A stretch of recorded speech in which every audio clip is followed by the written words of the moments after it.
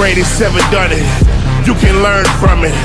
Dope game ran it, rap game run it, street cred hunted. Nerd turned D-boy, not in genetic makeup. Baby, I'm a G-boy, hashtag street boy. Wrong one to fuck with. Cross me at your own risk, play to get back, you can trust this. I am far from average, to me it ain't no such thing. Me against the world, so fuck it, I let my nuts hang. I've been known to bust bang, kill it if the need be. I don't need an army when the smoke clears, he sees me. Rhyming at his finest, unlike those vaginas that claim that they the real deal, knowing I'm the highest. Top of the command chain, I am what the streets made, I am what the hood built. You are just a weak lame, homicidal maniac with suicidal tendencies. You're more like a punk band, I'm more like a pedigree of nigga you ain't seen yet, so y'all cannot describe me. I'm a freak of nature, don't shit here surprise me. Money over everything except the nigga's manhood. I am not a prostitute, you don't understand hood. Fuck a nigga getting his, unless he about to give me mine. Otherwise he prime beat, shocking when I up the 9 and hit it with it 7 times. Fuck you thought I'm civilized? Welcome to the jungle, fool, it's only right I punish you. Nigga with an attitude, feel like MC Ren felt. Quiet on the set, you funky bitch, you get your friends slipped. I give your game a black eye, blame it on the black guy. I be on some nigga shit, I'm niggerish, so that's why. Guess what my religion is? This is what the business is. Exposure for you garbage ass rappers, you can witness this. Came to bang your game up, pussies think they came up. Oh, you got a drop head, so now you think you famous? I hear it's dangerous and we don't know your name, cuz we don't even give a fuck. Rappers get it fucked up. Security say you nah, this they side job. They don't want no conflict, they don't want no problems, nah.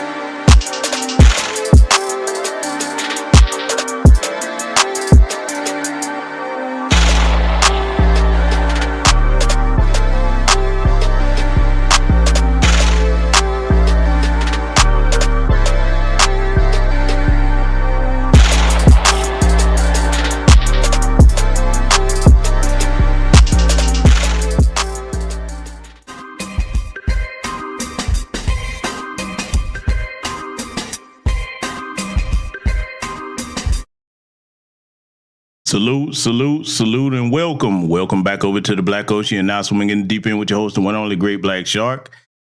Let me know if you can hear me okay, family, because I expect PewTube to get the shenanigans started on this broadcast tonight. So before we even get into the subject matter, let me know if you can hear me loud and clear. If you're having issues, try to refresh because, hey, listen, I told y'all, they never going to leave this channel alone. You got to expect it over here. They're going to be unsubscribing you, not sending out notifications, all the goofy stuff that PewTube loves to do, okay? So let me know if you can hear me okay. And if not, we will correct that and get that audio issue taken care of. Okay, I'm looking in the chat room. I see some thumbs up. Good. Okay, good. Glad to know everybody can hear me okay. All right. So family, listen. Directing your attention to the screen, we're going to go ahead and get started here because this is something very important I thought we needed to revisit, especially at this juncture of our history as Foundational Black American Freedmen here in this country. Okay, so here's the deal. If you can't be corrected without being offended, you will never grow in life. That is a very true statement, okay? Very true statement. And then what we have to deal with here tonight in particular, I know y'all are going to remember it, but I thought it timely to bring it back to point out some other things. We got a lot of ground to cover here tonight, so I just want to put this on your mind because, see, listen, family, us being on cold is life or death. It's not an option at this point, okay? We see the Biden sexuals. Some of them are starting to come around, but then we're going to always have that class that they're going to vote blue no matter who. Oh, that's one of the most disgusting phrases that I could ever even utter out of my mouth, but some people are just going to do that. We got to push them to the side and deal with the people that have the common sense to see that this current administration hasn't done a damn thing for us, okay? And they're not going to learn the hard way until all of us take a stance and treat voting like a business transaction. That's what it's supposed to be. If you want to work for free, you shouldn't vote for free. I've been saying that over and over. I'm going to keep saying it, okay? So we're going to have to deal with a couple of issues. I'm finna piss all the Biden sexuals off tonight. Y'all ready to piss them off? Oh, yeah, we ready to piss them off. Because, see, over here on this channel, when we get to piss them off, we piss them off with the truth. So before we get into this, let me scroll up, mind my manners here, and greet my esteemed guests in here. I see Jason Ferreira in the building. Patricia Jenkins, welcome to you, sister. Erica Bailey, I see you. B. Mosby in the house. Patricia Slade, Tia to you. I see you, good sister. Only Pamela's way. Okay, I see Nightfall Jock. What's good, brother? Nikki the God in the building. I see you, sister. I see Sonia Ferguson in here. A Goddess Navi. Let's see. Scroll down. Devin Haley. Make sure I don't miss anybody. Salute and welcome to all of you and everyone that'll be joining us here in attendance. Okay. So, like I said, expect the shenanigans. They're going to get started, okay, over here on this broadcast, but we finna hurt their feelings with the truth over here because, see, the thing that I want us to become accustomed to is wielding truth and information as a weapon, okay? That's what we got to get accustomed to. So we're at a beautiful time here today because, see, Jim Crow Joe, we all know the promises he made. You know, I've been staying on him over here on this channel, man. I mean, listen, Biden sexuals, I'm finna hurt your feelings tonight. It's coming. So we got to go back down memory lane here. And remember this tweet? Oh, let's read together, right? All right. And hold on, wait. We must read it in the proper voice here because, see, this tweet does not deserve a rich Southern Georgia barbecue accent, okay, of an on-code Foundational Black American Freedmen man. So forgive me. Let me put on the Jim Crow Joe voice. Especially for those moments when this campaign was at its lowest, the African-American community stood up for me. They always have my back and I always have yours. Yeah, that's what he said, right? And that's what he told his family. He said that he would always have our back. So next, see, a lot of people were angry about this tweet, and I'm gonna keep throwing this in these bisexuals' faces. But he told the truth. Now I know you like GBS, you done bumped your head. You done turned into a bisexual? No, never that. Oh no, I'm not transitioning to team bisexual. We have to analyze this tweet, shall we? Okay, because see, we got deprogrammed these minds over here today with logic, and we're gonna be thorough in this mission over here tonight. He said that the African Americans, that would be us, okay? Because, you know, we ain't black if we didn't vote for him, okay? So a lot of y'all might need to rethink what you are because, you know, Jim Crow Joe said that we're not black if we didn't vote for him. He said that, you know, they always had his back because I didn't vote for his ass. and he'll always have theirs. Well, he did have their back because, see, he's been bending them over ever since and sticking it to them. All these other groups, we've even seen it to the point that people that aren't even taxpaying citizens over here getting tangibles left and right. And see, this is why I want you all to remember what I'm about to tell you here. Anytime any of those goofies come to you talking about, we got to get out here and vote. Like, wait a minute. All these illegal aliens over here, they didn't vote for nothing. Look at all the tangibles they getting. You see, now you have all the ammunition you need to go upside their head with the truth. Okay? So, I just wanted to go ahead and let you know the tone of the broadcast here tonight because, see, I have something very important. I know we had a bit of fun on that last broadcast, but we got to get back to business. Listen, if y'all had a bad day, you know what I'm saying, or you're having a bad weekend so far, go listen to that last broadcast. It's plenty of laughs in there. We cut up over there on that thing. But now we got to hurt some feelings with some business, though, because what we're going to be examining here tonight is something many of you might not be familiar with. But what I like to do on my channel, I like to bring lessons to you and teach you in an innovative way. So I'm going to show you something first. It's an experiment that a lot of you may or may not be familiar with, but it's going to fit in perfectly with the lesson that we're about to examine here tonight, okay? So I want you all, after you look at this, I want you to apply this to a greater majority of things that you see in society today dealing with our people, black folks, okay? So we're going to examine something real quick. I'm going to let it play. Then we're going to come back with some commentary. Let's get started.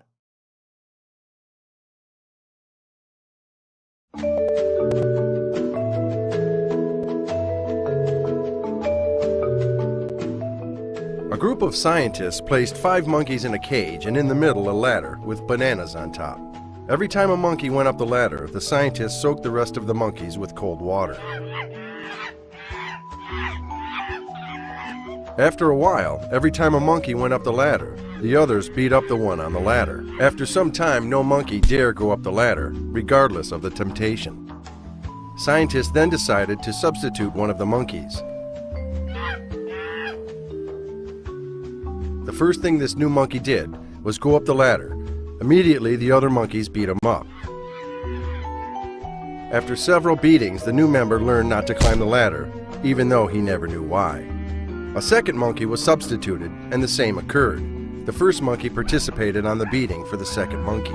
The replacements repeated until what was left was a group of 5 monkeys that, even though never received a cold shower, continued to beat up any monkey who attempted to climb the ladder. If you asked the new group of monkeys why the beatings took place, the answer would probably be, well, I don't know. That's just how things are done around here. Now joining us. All right, so I know you like, GBS, what the hell are you doing, brother? Why are you showing us something about monkeys? Well, let's examine what we saw here. And yes, I hope you're looking at this screen because we got to bring this back to the forefront. And you're going to see why I played that right before this. But let me break this down to you, fam. That experiment with the 5 monkeys has basically been socially engineered across the board, especially with people in Black American society. Overstand that Roland Martin, okay, bleep, bleep, bleep, Boule Bird, okay, Pork Chop was Prime Ribs Martin, and many other names that I like to call him, the last king of chicken wings. I go on and on. Him and the Shield class, they represent the gatekeepers with the water hoses that would spray, and I know this is going to sound offensive, the monkeys, which would be considered us, because they think we're monkeys. We're just supposed to do things over and over repetitively, and sadly, some of our people do that. Voting blue, no matter who, you one of them damn monkeys, okay? So what they do is, if you don't vote for the Democrats for free, all right, and then you put somebody in there that's on code and say, hell, shit, we hungry. Let me climb here and get this banana or bananas, and I'll share it with the rest of us. Instead of the other monkeys down there saying, you know what? Yeah, damn this water hose. We need to be trying to figure out how to get up here to get this damn tangible banana. Follow me. The banana should represent policy. But instead, just because the gatekeepers are spraying you with this water, which isn't going to kill you, it'll make you uncomfortable, they go and beat up the one monkey that's trying to do the thing to get the tangibles. You see what I'm saying? Now, do you see why I showed you that here tonight?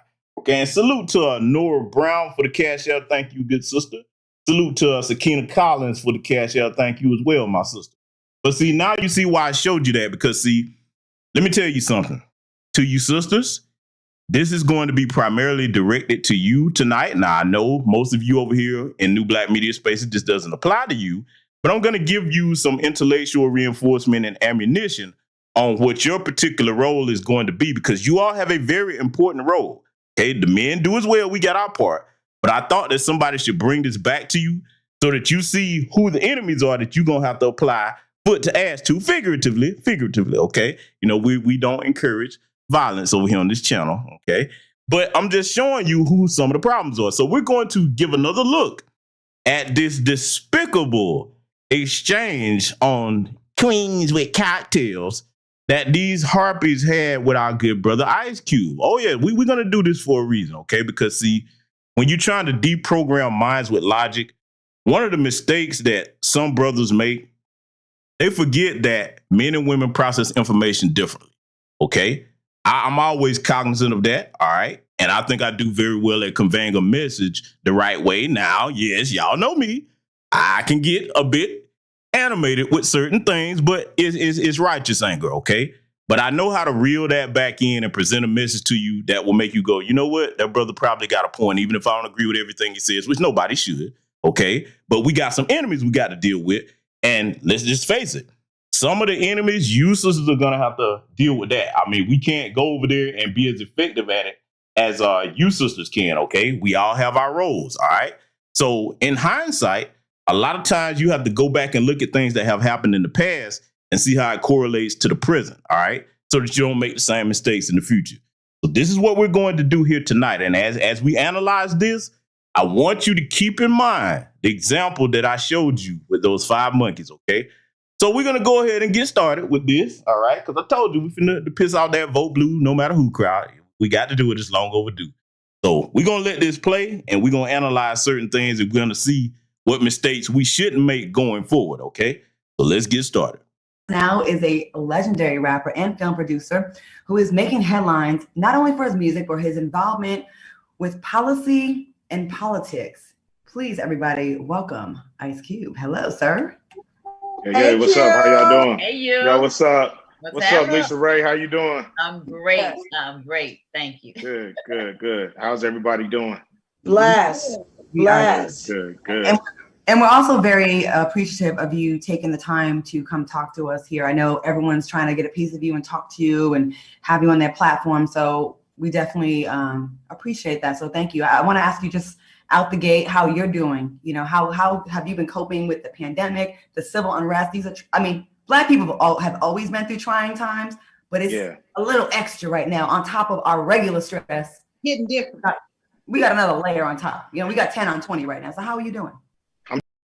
And fair use, by the way. But see, family, before we even get started with this, let me tell you something that your brother can't stand. And I hope most of you are the same way. Perhaps you are. I can't stand fake, phony people, man. Because, see, we're going to see how all of this initial demeanor from all of these damn Democrat shields, because that's what all of them are up here. We're going to call them what they are. We're going to tattoo that D right on top of their forehead because this is what they're acting like during this whole exchange.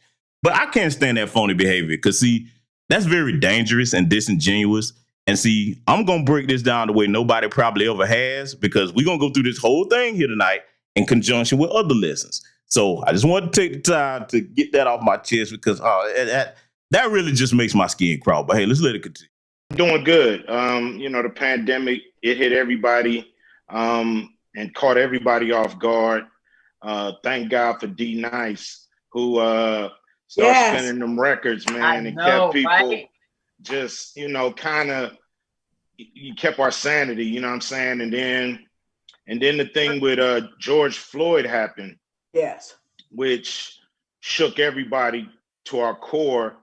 When you hear a man, scream for his mama, I think everybody in the world felt that. So, everything switched reels for me. And I just been on this quest trying to get us true equality, not just equality on, social issues, but economic equality, which is, just as important. Well, let's just jump right in then, Q, because I have been, looking at some of the bites from your interview. You did an interview with Roland Martin, which helped me, I want to say, because I will say that when I first heard that you were supporting Trump, I was like, wait a minute, what? Hold on, because you my boy. So I was like, I got a personal insight. I'm gonna call him directly. I didn't say I was supporting Trump. So allegedly, right. That's what I heard. All right, let's get started analyzing this. All right. Now, family, brothers and sisters, but primarily my sisters, because this broadcast is really targeted towards you tonight. First things first, and I'm going to call them what they are. These heifers up here, these Democratic shield heifers, notice one thing that they have in common with the white supremacists. You know how we always talk about I'm white and I say so? Well, see, when these heifers like this, who disgrace the uniform of our skin, are in close proximity to their little white Democrat buddies, okay?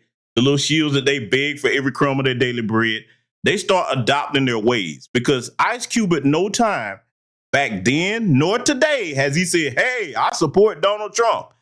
The asinine reason that they said that we're going to get into a little bit later. But see, I want y'all to watch out for that trait, somebody putting the words in your mouth and saying things you didn't say. It's one thing for somebody to ask you a question in good faith, but to just outright lie, okay? And see, you sisters are going to have to be held about that. Because see, like I said, as a man, I recognize where our limitations are as far as what our role is in Foundational Black American Freedmen Society, okay? A lot of people don't think about it that way, but if you use common sense, things will tell you that there are things that the men are going to be able to have to handle, and there's things that the sisters are going to have to handle. We're working towards the same goal, but there's only so far we're going to be able to go. Okay, sure, we can call it out, but see, you sisters are going to be effective at clamping down on that mindset. I'm going to tell you why. No matter what I say as a man, even if I'm in my proper leadership role in my community, you sisters set the standard by saying, listen, you heifers are off code.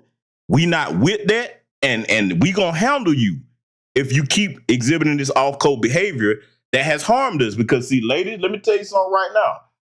If you're like me, you pay attention to math, okay? Can any sister in this chat room, in good faith right now, tell me where you benefited under the Biden-Harris administration?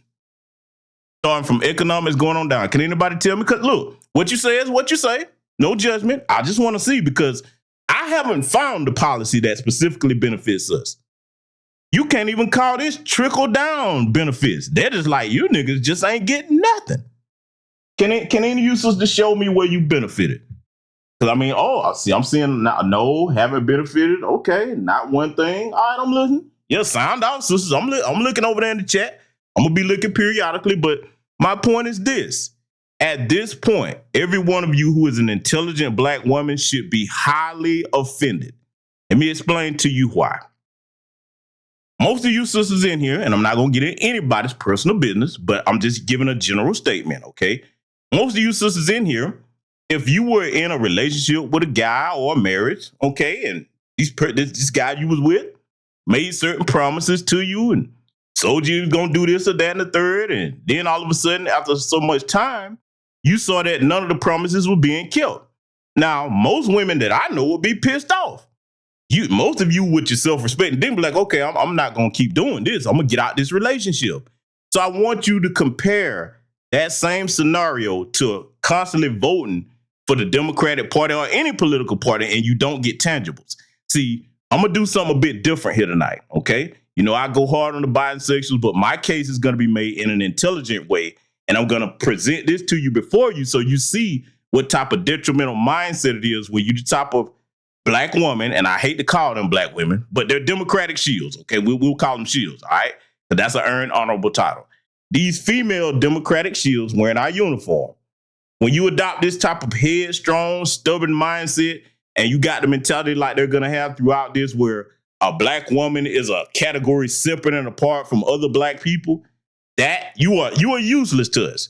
In other words, you selfish to the detriment of the rest of the community.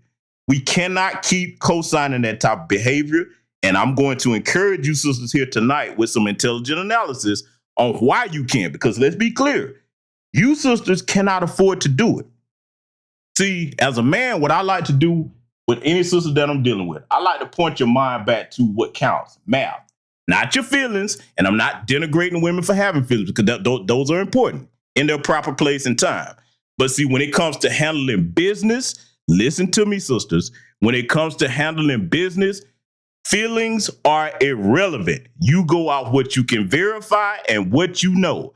Numbers over feelings. If we looking at policy, if we looking at the math, we got a plethora of things that you can see where these people have lied to you. So what I'm saying is, the sisters that are on code are going to have to really call out these heifers that just don't have no dignity, self-respect, and they all sitting up here because look at them. They sitting up here, they straight. They got their little bag, okay? Now, their personal lives are in shambles, but I'm not going to be petty. That's not what this is about. But, you know, they good. They're like, hey, you know, we got our little Democratic Shield peanuts that they throwing us. Damn, the rest of you heifers, you need to keep voting blue no matter who, so I can stay doing what I got to do over here, going on my little trips and stuff like that. You see what I'm saying? See, I want you to see who your adversaries are. We're going to break that whole thing. Well, it's a black woman. Nah, the hell with that. What I'm telling you is this. If that so-called black woman, and yes, I'm using air quotes, is not operating for the benefit of black society in a whole, do you really call that your sister? That's the question I want you to have on your mind as we analyze this tonight. So let's let it continue. Heard. That's what the bite, the sound bites. Yeah. You know, that's why people got to do their research. And I watched that interview. And I heard you break it down to why you were involved, why you met with both sides, and when you got involved, which was not just recently. And so when I said, you know, what contract was he talking about, this contract of Black America? Like, what is that? Where did it come from? I did not know. So when I think of things that I don't know, I automatically assume that a whole lot of people out there don't know. So I would want you to educate me as well. So what did make you go to the administration and speak with them? So now let me chime back in here again, because see, she stated out her own mouth. She said that she understood why he went to talk to both sides. Well, you don't sound like it, Lisa Ray. Because see, in business, that's what you do. Think about this, family. Anytime you're dealing with a situation in business where there's a monopoly on things, you're not going to get a good deal. You get a good deal when there's a free market, meaning people have to compete from whatever they want from you, okay? And in this case, we're talking politics. So if you're trying to get tangibles for our people, like Brother Ice Cube was doing and is still trying to do, okay, behind the scenes with a lot of stuff, I'll let that brother talk about that. But here's the thing. You present the concept to both sides and you go with the highest bidder. So now I'm going to tell you something, ladies. As a man, I have my position. I'm making it clear. Y'all know where I stand. If you don't know what you're talking about, you need to sit your ass down. So now what I'm telling you, sisters, is just that's the stance that y'all going to have to take, because it makes sense for you to do so. These heifers are handicapping the entire community because they want to cape so hard for sister girl, ski weed, the ski weed skank, Kamala, because see, that's the only main reason they really supporting that. But let's break that down for a second before we go back to this. But see, I'm going to give y'all all the reasons back in front of your face that you should be pissed at any one of these female Democratic shields wearing our uniform. Think about when Kamala Harris was competing for the Democratic nomination. You remember that? You remember how, she was bringing up Jim Crow jokes, past segregation, busting this, that, the third, bringing up the Believe All Women thing. Then all of a sudden, Jim Crow Joe said, you know what? Nah, we gonna handle this a different way. I'm not gonna keep fighting this heifer because I've seen her political career. Now, I want you to bear with me because everything I'm saying is gonna be the truth. I don't have to make nothing up. If you look at Kamala Harris's political career, she flat backed her way to the top. Yes, she did. Low down Willie Brown, California. We all know what she did. She's been an opportunist her whole life. Okay. All right. So now, if after you saw her flip and he offered her the Democratic vice president running spot, she's completely changed her tune. That is a damn serpent. Any black woman stupid enough to, after they saw that, to be talking about Kamala Harris, this, that, and the third, and supporting them, you have to be out of your damn mind. I refuse to believe that our own code sisters are that dumb. I know y'all are not. But what I'm talking to are these female bisexual shields. What I just said is the truth. I don't care whether you like it or not. That's what she did. How do you trust someone like that? Now, I will give her credit. She told us that she wasn't going to do nothing for just black people. That she was honest with that. But as far as her flipping her position like that, do you really want to throw your weight behind a serpent like that? Oh yeah, I'm going there. Let's let it continue. Well, what happened was, it was a lot of yelling, a lot of people upset, a lot of reforms being put on the table during George Floyd. But I was looking around for a document that really was speaking on what's the needs in the community and what do we need across the board, not just from government, but from the private sector too. Because there's a lot of companies that are involved in our pain, and they got to pay up too. They owe us reparations as well in some shape or form. So it was nothing. I was looking around. I'm like, damn, where is the document? Where is the ask? What are we asking for as a people across the board that deals with not only police brutality, but all our needs? So I started working on it myself with, some smart people I know. We end up getting, economists involved, people like Derek Hamilton. We started to go and just find the smartest minds to help try to put a document together so we can actually have something to say, damn, all this is things we need. This is so anybody Black could look at our document and say, yeah, support this, support, some of the things that we have. Now, I'm not a politician, and I shouldn't be the one to have to put this thing together. We've had politicians in place for a long time, and they haven't come up with something like this. So I was surprised, but that didn't stop me. And we put that together July 1st, and we revamped it about, let me get the timeline here. We revamped it July 19th. And from then, people wanted to interview me about it. So I went on just promoting the contract with Black America, hoping to be contacted by any of the politicians saying, yo, this is a great idea. Everybody that I would show would say, oh, these are great ideas. This is common sense. This is things that should be in place already, but they're not. So I was just kind of saying, okay, we're going to initiative. Yeah, starting an initiative, and I'll make a long story short. I was just going up, basically saying, okay, we're going to go after the private sector. We're going to go after the banks. We're going to go after Hollywood. We're going to go after the people that we know got their hands in the cookie jar. You know what I mean? So I'm gonna pause it right here, family, because see, I want you to study this. Because see, one of the things that we try to teach you over here in New Black Media Spaces, not just on this platform, but many others, we try to teach you how to study body language in situations like this. So before we do that, let me tell you something, man. Salute to brother Ice Cube and everybody out there on the Black grassroots, whether you known or unknown, because see, a lot of people didn't say it this way, but I'm going to make the statement over here tonight. That right there, what this brother did, got together and put it where, and he got some of that from New Black Media Spaces, but we don't trip off that. We have a mission and a goal over here, okay? In fact, Dr. Claude Anderson, whether you know it or not, was one of the people that contributed to helping put together the contract with Black America. But see, that's what a man does. Our role is to assess situations and problems, come up with solutions, and start producing. So you heard the brother.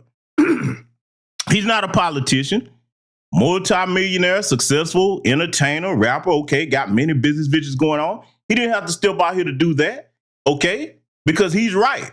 That's supposed to be the job of the Congressional Black Caucus and all these other Sam Bozos and Sam Betts and either party to speak for our interests. But what that brother did, and see, this is the mark of a true man. I want y'all sisters to pay attention to this. The mark of a true man is he looks around and say, you know what? Somebody got to do something about this. And if ain't nobody going to do that, let me take steps to see what I need to do. I'm going to get as far as I can on my own. Now, when you get a group of Black men thinking like that nationwide, some shit going to get done then. Now, here's the disrespectful part about it. I want you to look good and hard at this screen because, see, we got to revisit this. Ladies, if they said they understood what he was doing and they listened to what he was saying, why do they all have them fucked up looks on their faces? Yeah, I'm going there with it. Look at all four of them.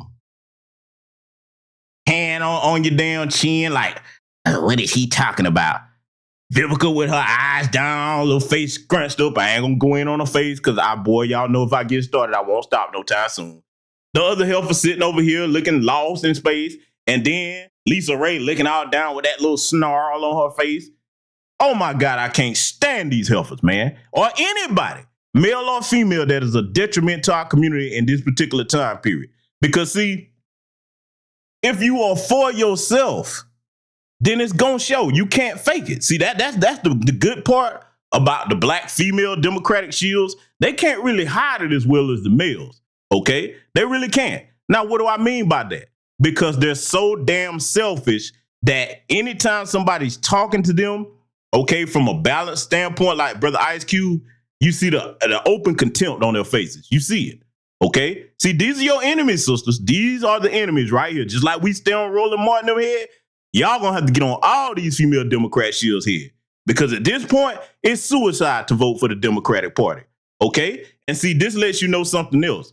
This body language, this is how you know for a fact they're Democratic shields. If they were listening to his opinion from an objective standpoint, what's with all that pre-made judgment on your face right there? That's like somebody told you, hey, your main job is to get on here and run him down. See, these gatekeepers, let me put y'all on notice. Boule Martin and all the rest of you, your time is over with. The people are listening to us, whether we have large channels or small channels. The people are looking to us for the truth, and they see you for the frauds that you are. You think these people are stupid? Sister, let me tell you something. Here's the time where you're supposed to start pocket watching. A lot of these shields that's out here, remember after they won, the Democrats won, particularly Boule Martin, oh, all of a sudden now you got a brand new studio and all this. See, you need to pay attention to see who getting broke off them little peanuts, okay? See, they making sure they good because their job is to keep you on that damn Democratic plantation hamster wheel, okay? And no, that doesn't mean go jump to the Republicans because we're going to deal with that a little bit later here tonight too. But see, I'm just putting that in context. Look at their faces while this brother's speaking. Let's let it continue. So then we started to get contacted from the Democrats on September 8th. And then we started talking to them. Mm-hmm. Then we got contacted by the Republicans. So that's when the ball started rolling then. So it's not just like I just jumped into anything. I mean, I just did the contract and then people started to contact me, not the other way around. I was hoping the Democrats would be all over me. But, you know, that wasn't the case. And I understand it wasn't like I was throwing a fit. I just was like, okay, we're going at the private sector. And then the Republicans contacted me. And to me, if you're speaking for Black people, you should speak to whoever is in power or about to be in power. And I think you had a statistic, you said something about there has been 7,000 Black people elected, and you felt like in offices for us, and you felt like they ain't made a change. Let me stop her right here. Because see, ladies, and I understand that, like I said, I'm primarily talking to the sisters here tonight. I understand that you're women. I get that. Said at the beginning of the broadcast, we process information totally differently. But pay attention to the word that she just said, because see, I'm going to be blunt when I say this, and this is something we're going to need you on code sisters to start doing. And I'm going to tell you why. It's going to sound harsh at first, but I want you to bear me out and listen to what I'm saying. You want to see who the real brothers that are producers in Black society is? What I'm going to need for you sisters to do is help us like this, because I'm not saying that our sisters don't have an important role to play if they have certain knowledge and they acting on good faith for the people out here on the grassroots. That's not what I'm saying, so let me be clear. But help us like this that clearly need to sit down somewhere, y'all got to start checking them and say, hey, listen, these brothers over here, if you've looked at what we're talking about, examine it, be like, you know what, we need that. They're able to push this better than us. So if we're not going to help them, get out the way. Because you heard what she said. You felt like. Let me tell y'all something right now, and I want even young women listen to this live recorded, something you better remember for the rest of your life, especially when it comes to choosing a man. When we talking about business, if you hear a man talking about we feel like, the world and business, and you're talking to a businessman very successful at what I do on many levels, okay? We don't operate from the space of feelings. Unless you want to get chewed up in a business arena, go in there with your damn feelings. He didn't say he felt like nothing. That's a verifiable fact. All these boule politicians that we've had, they hadn't done nothing for us. See, we know over here in New Black Media Spaces, yeah, they'll give you black representation as long as the likes of a Daniel Cameron, okay, Buck Dancer still a lot like that, or Senator Tim Scott, Raphael Warnock, they'll give you one of them. Yeah, you can have representation Negroes as long as they are Negroes, okay? Our Negroes, like Calvin Candy said, okay? If they're Negroes, then hey, they don't belong to us, then they're not gonna work for you. You see what I'm saying? So see that right there, that struck me when she said you felt like. No, this is verifiable fact. And see, a shield is so far gone whether it's male or female, but we dealing with these heifers over here tonight. A shield is so far gone when you stating facts and it's something that you can go look up, objective information, not subjective, something that can be verified, objective, okay? When you can look it up and they want to argue with you about it. But see, remember what I told you. Look at this little old chisel face heifer right here. I'm trying not to. She good. She got her little old fake wig and little nails and stuff. She good. She living a great lifestyle. Now, she's probably miserable by herself, but like I said, I'm trying not to go there. She good. Are you good? See, I want you sisters to start taking this shit personal and start looking at policies and numbers. And I know most of the sisters over here do, but I'm saying this for the people that might come across this that's not usually in these spaces. You should be more pissed off than anybody. I mean, let me tell you why. If I critique you over here as my sisters, I do it out of love, not because I hate you or I ridicule you. I think y'all know that, okay?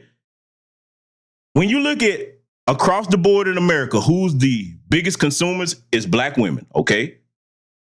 You're the biggest consumers. Now, this is where the math comes in at, but you're not the highest earners or close to being the highest earners. So now while the Lisa Rays, the Vivica Foster, they good. They in that little upper, 5%, 1%, whatever. They good. You not. So if they're your sisters, they should want you to at least get into the middle class if you're not there, or be able to sustain yourself if you're in the middle class. But see, they're not thinking like that. All they're thinking about is, hey, get out here and vote blue no matter who, so I can get my little Democratic shield check. To hell with that sisterhood. See, do you understand how they laugh at you when you do that? See, I'm going to provoke you to thought over here tonight. Yes, I am. I know I'm probably going to make some people mad. That's fine. That's okay. I'm going to make you mad with the truth, though. Maybe you'll come back and hear it later. Okay?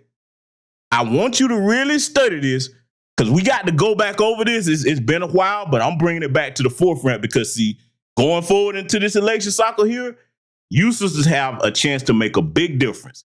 See, we have to encourage those of you that want to do the right things over here as brothers in the community. I want you to imagine something. Imagine when they get those numbers back, and then instead of 80+% of you voting, that number done been cut down to 60-something%. You see what I'm saying? See, a lot of y'all like to use the phrase boss chick and all this other stuff. Okay, let's go there. If you want to be a boss chick, you got to have power. You don't get power by continually repeating the same things, okay, and expecting different results. You're not going to be respected that way. You wield power by making people respect you. And people don't respect you if they can use you over and over again and give you nothing. I already given you the analogy of it being in a relationship with somebody that don't do nothing for you. No woman in this chat room would do that over and over again. Okay? Not a smart one anyway. Okay? So I want you to think about politics the same way. They got to break bread, man, with policies and bags for you. Because like I said, they've shown they can do it with these immigrants. Why not you? Let's let it continue. We've not come far at all with 7,000 of us in there. What are we going to do? Who is going to take this and say, okay, I'll be in the front line of this, and then get in the front line and have everybody come on board with you? Because let's be honest, you are Ice Cube and you do have a huge platform. So I would say that for me to know that you've been using your platform to be able to have an initiative like that, I think it's worth you doing the interviews that you're doing, and letting everybody know and hear your voice on I just why. want to jump in and say, I just don't think it's that fair to the 7,000 Black elected officials that have been in office. Right, to say that they've done nothing. Right. Yeah, because I think that is, I think that's a slippery slope to walk down, because as we saw with Barack, A lot of progress has been made. It's not as simple as you get elected and bam, you can make all these changes one man. Right. Now, let me pause it right here, because, see, I want to encourage the sisters listening to me how to properly analyze something and think about it. And I know many of you already do, but I keep in mind that there are some younger sisters out here that are pissed off at the way things are going. So I'm going to help them break this down. Right? Salute to the good brother, Nathaniel Perry, for the cash out. Thank you very much, my brother. So now you heard what she just said.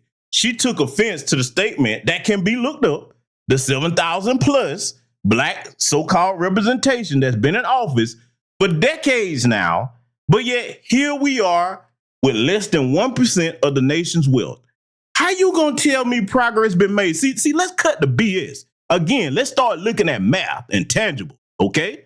And this is what I want you sisters to get geared towards analyzing in these political situations. Because, see, I'm gonna be blunt with it, and I know all of you are gonna receive this the right way. When you talking business, which politics is, don't lean with your feelings. Learn to check yourself about that, sisters. Be like, this ain't about what I feel. We get the feelings out the way when we get the business handled. You get the business handled, get policy and badge secured, then you can talk about your feelings all you want. You see what I'm saying?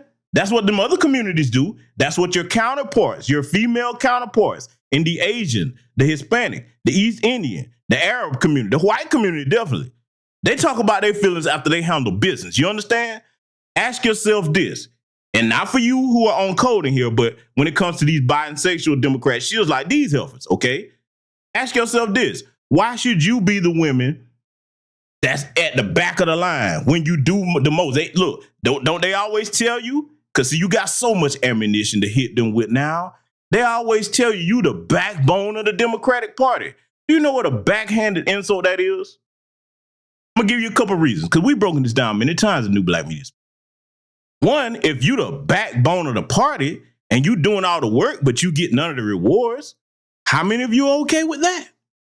Because the numbers are there to show you what you've done for them over the decades, okay? For the women that vote Democrat. That's what most of our community does, men and women, okay? And then the other insult is, here's where they're trying to erase you from resting in your femininity. See, a lot of people don't mention this. Why would you want to be the backbone when you have a community of men? See, this is that game of divide and conquer that white supremacy places. They want to elevate you over the men who are supposed to be the producers. See, the proper way for this to go, let me show you something, right? I want y'all to bear with me, because if this offends you, hold on for a minute. Just see where I'm going. What I would like to see sisters do, whether it's corporate America and definitely politics in either party, say, listen, okay, yeah, you come to talk to us and you got policies for us, but I'm not in the community by myself. So I'm going to need you to go over here and talk to these 20 brothers, okay, on anything. I don't care what's corporate America, whatever. Can you imagine how they would be shocked? That would throw them for a loop. They'd be like, wait a minute. They're not just thinking about themselves. You mean to tell me we can't just make sure you good and you be like, damn, you're men? See, let me tell you why that's important. Ladies, I'm going to say it bluntly and plain. You cannot do what we do as men when it comes to being in these workforces and actually producing things. I'm not saying that to denigrate you. What I'm saying is, look at who the producers are in the other communities. Let's do it this way. In case I piss some people off, hold tight for a minute, because we're doing this from a place of intelligence, okay? Look at your counterparts in other communities. They don't tell their women they're the backbone of a damn thing. If they tried that with them, those women would be highly upset, because they know that's not their place. It's the place of their men to produce, okay, for the community. You see where I'm going with that? See, sometimes you have to break things down in a simple way like that and ask sisters to take another look at it. That's what I'm doing. Because, see, yeah, everybody can call you names. And we know our sisters, listen, somebody get on here calling y'all a bunch of names, man, you're going to shut down. You're not trying to hear nothing. I'm getting you to look at things from a common sense perspective, especially at this hour right here in 2023. This administration is in office. What are they doing for the community? Nothing. You see what I'm saying? There's nobody in good faith that can say that they've gotten something out of their vote in the same manner that these other groups that didn't vote for them in the same numbers have, okay? See, numbers, that's where it's got to go back to. See what they do, sisters? They try to get you caught up in your emotions and your feelings to the point that you never look at the numbers and the policy. Okay? It's time to show them that you're done with that. And I want you to use this template here that we analyze with these Democrat shields as ammunition to start doing that when you are discussing politics amongst yourselves. Let's let it continue. I never said that 7,000 people, Black people, have never did anything. I said that since the 60s, there's been over 7,000 Black politicians elected in prominent positions. And our situation, you know, as far as the wealth gap hasn't changed. We flatlined from the 60s to now. We have not gained or closed the wealth gap. So that's the major problem. I understand we got a lot of people, you know, working hard for progress, that the facts are it hasn't happened in the traditional way. So that's why I want to break the mold. So I just want to say, first of all, you know, there's this whole cancel culture that we have. First of all, ain't nobody canceling no damn Ice Cube. Let me just say that first out the gate. This is NWA. Thank you. He was the first to say fuck the police. So go sit down. Nobody's canceling Ice Cube, and if you are canceling them, that's fucking stupid. Second of all, I do think that it is very good that you are taking an initiative to, and I like how you say bipartisan, because that means both parties. This is for both parties. We want both parties to jump onto this. This is not just, oh, this person, that person. We want everybody to grab a hold on to what African-American people need singularly. And I remember we talked about this on Cocktails. Remember, Lisa Ray, when you asked the question before, you were like, well, who's going to do something? Who's going to lead singularly for African-Americans? Now, I do know that there have been tons of initiatives. CBC has initiatives all the time, Congressional Black Caucus, the Nation of Islam, hey, right here, National Agenda. They've had an entire agenda that happened right after the Million Man March. It was presented to, what's the name? The president that was in, what's his name? Clinton. It was presented to the Clinton administration. So we have tried. There has been trying going on. But one thing I do like about your initiative is that it is singular to Black people. That gap, that wealth gap is a fool, and it does need to be fixed immediately. But here's my question. I watched you on the Black Report the other day on Friday, and they asked you, hey, Q, what do you think about, you know, when you see the Black man march, and how does that make you feel? And you said something that was really profound that stood out to me. You said, you know what? I wish that Black people and Black men could watch this over again and get back to this, because you said, even myself, we need to get back to this type of unity, this type of connecting. And so my thing is, let's say whoever get in office, it ain't gonna matter. The initiative is set, and then it's like nothing's happening, or something is happening, or whatever, you know, it's there. Now, well, let's say they give us all the $500 billion that we asked for. Do you honestly think, and I'm not even trying to be funny or trying to catch nobody up or nothing, I'm just asking like a real question. With the state of how our community is already broken, how we already have PTSD, how we already are not connecting already interculturally, the infrastructure of African Americans in general is just jammed up with or without money. Do you think, and what could be the process of, once we get this money, of implementing it properly into our communities and really being able to allocate it where it makes sense and matters, and what's going to be necessary for that to happen? So now let me go ahead and chime in, because y'all heard what she's saying, and let me be clear. Don't be fooled by what Selena Johnson said, because see, these Democrat shields are very crafty. And yes, I'm calling her one. Okay. The good cop, bad cop thing, because she see all the other helpers up there are riled up. They go over this with them and be like, listen, okay, all of y'all can't just come at it. One of y'all got to act like you on this side. Let me tell you what the problem is with everything that she just said. If she's able to name things like the Million Man March, she had to struggle to think about who was in office when she had, named Bill Clinton. What she doesn't understand, what she was talking about, what Ice Cube said that was profound to her, this is what you have to understand, ladies. How we gonna have unity when you have brothers like Ice Cube going out here trying to do something for the whole of our people, but you got these stiff-necked, hard-headed Democrat shield helpers over here and a lot of the Biden sexual women that follow her in our community. How we gonna have unity if you steady pushing back against the brothers that should be taking the lead? See, in order for you to have what other groups of women have, you're not gonna have that by trying to jump out front and do things yourself. Because look, let's look at the last 50, 60 years. They've done that and put you in the lead, okay, particularly in the Democratic Party.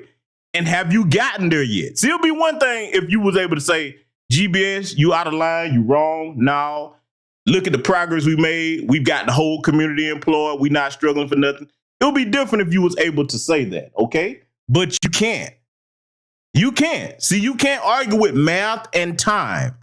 Math and time has shown that this result of you being out front, elevated by them folks, does not work for the whole of our society. You cannot have unity when we trying to go in one direction and you go in another. So this is where I'm imploring the sisters with some sense. Y'all gonna have to start telling these women, hey, move. The men should be where you're trying to be. You are not effective at it because you blinded by your damn feelings for Kamala Harris, who 1 minute she black, sister girl, black. Then when she hopped in office, what she said? Oh, I'm Asian. The joke's on you. And what I'm saying to my sisters, it's time out for y'all being the butt of a joke, man. It's time for us to come together and operate each one of us in our proper roles and get things done for the whole. And we can do that. But see, each one of us is going to have to hold the line on our particular part in the community. And this part right here, these Democrat shield females, y'all going to have to be on their heads, man. I want y'all to listen to what Ice Cube was about to tell her, though. Let's let him all speak. Well, you know, what I said on the show about the Million Man March was the fact that it was the Million Man March, but it was a day of atonement. It was a day where we were gonna bury the hatchet with each other. It was the day when we were supposed to go back to our neighborhood kind of as new people and try to, you know, make things better. Right. And, you know, it just didn't happen the way, you know, we all envisioned it, but that don't mean we can't start. You know, we do need financial help in our communities, but we also gotta make a commitment to ourselves to clean up ourselves. You know, it do start with the person in the mirror. You know, you can't deal with the white man out here until you deal with the white man in there. You see what I mean? So you have to clean up. We have to clean up ourselves. We've been poisoned by this society. We've been poisoned by trying to live like the people who've had us oppressed, and what they are attracted to, we're attracted to. We got to come out of that. We got to be our own people with our own flavor, our own style, our own morals, and we got to flip it. You know, I'm not Mr. Holy, I'm guilty of it too. So it's something we all have to start doing to clean ourselves up. But I think the key is to try to get the money in the hands of people who are doing things, who are trying to be on the right side, the progressive people, the people who are you know, business owners, people who want to own homes, you know, people who want to beautify their homes so it isn't, you know, just gentrified, you know. So it's things where we can get money into responsible people's hands, and hopefully they'll hire the community to teach the community. They'll use the community to hopefully clean the community up, you know. I also think the government has a job too. You know, why you use the armies just to come in and put guns on us and make sure we're not protesting? Why you don't use the armies to come fix fences and roofs and paint walls and do things to beautify the neighborhood? You know, it's like they got to rethink how government works for the people, and they're not going to do it using the same old ways. You're going to have to push them. You're going to have to find pressure points, and you're going to have to use leverage when it's time. You know, I just got to everybody make a quick statement though, Q. Go ahead. So now, you heard everything that the brother Ice Cube just laid out. See, I want to show you something, because see, I want the sisters over here to pay attention to this point I'm about to make in particular, because it's something that y'all gonna have to start hitting these Democrat female shields with when they come running around trying to get you to vote blue no matter who, and they thinking that you're supposed to be on the I'm a black woman separate and apart from everybody else train. Notice that all 4 of these heifers up here talking. That's going to show they got such a problem with what Ice Cube was trying to do. You don't have the right to critique him and oppose what he's doing. You know why? Because neither of them 4 have come up with anything similar to the contract with Black America. You know why? Because like I said earlier, they're only thinking about themselves. See, let me really get deep into what you should be looking at right here. Look past just them sitting up here running their mouths, okay? You got to start thinking, hey, why are they pushing back so hard against something that's supposed to be for the collective of the community? The answer should be this. Oh, you get invited to these parties up here. You get to go take little trips to the White House. You probably got some kind of little foundational fund that you go up there and get funded for. Van Jones, we looking at you. Roland Martin, we looking at you. Okay? And many others. Oh, boy, I can name all. I'll be here all night. Okay? You got to start asking yourself, sisters, what's in it for these heifers? Because they already living good lives. See, a Democrat shield, particularly the Boule, they want to remain at the top and make sure you don't get a chance to do well at all. That talented tent BS, okay? See, that's what you got to start asking yourselves. And see, that should piss you off if you're a black woman. All right? You should be like, no, man, you already good. You got your back. Because see, watch this. Let's leave the contract with Black America out of it for a minute. How many of these heifers up here on this panel got an initiative together to go around the nation making sure black women got investment opportunities? Are they coming around trying to hire you for their little corporations and companies that they got running? Huh? Where they at? I don't see them. How many of you in this chat room have seen them doing any type of grassroots work? Not connected to them Democrats, okay? You see what I'm saying? See, I would concede the point if they had an equivalent to what Ice Cube was doing, but you know why they don't? Because these types of heifers are selfish. Only thing they thinking about is themselves, okay? See, we can't get nowhere that way. We can't. That's my intelligent rebuttal to it. And I want you all to start questioning that as well. When you see these shields going so hard, you're like, what you getting out of this? What you getting out of this? Why are you trying so hard to make sure our people as a whole don't rise up to where we should be when these other groups over here getting everything without even voting like that? And see, before we get back to this, I want to drive this point home because I want this on every sister's mind that's listening to me tonight here. Again, ask yourself, why should you have to sit at the bottom, the socioeconomic bottom, and watch all your female counterparts in these buffer class groups, anti-black buffer class groups at that, get to have everything on top of your back? You should be outright offended anytime one of them steps to you with that, well, we need to support Joe Biden and come out of that. For what? For what? See, how you gonna claim to be a boss chick when you don't look at numbers, tangibles, policies? You see what I'm saying? See, if you're gonna say boss chick, you need to actually step up into the role. Let's start thinking like some bosses, ladies. You see what I'm saying? Let's let it continue. If the administration that is in there right now hasn't done it for the past 3.5 years, what do you think is going to make them start in the next 4 years that they are given more and given more during a pandemic? I know you got to take a break. Hold that thought, but I just got to ask that and make that statement because you can't make them tell them all of that, and they've been there for 3.5 years. So I ain't trying to make them do nothing. So we need them to do something if we're going to trust them to do it. Hold on, guys. We got to take a quick break. Okay. I definitely want to talk about that. I definitely want to talk about Cube. You hit on some very.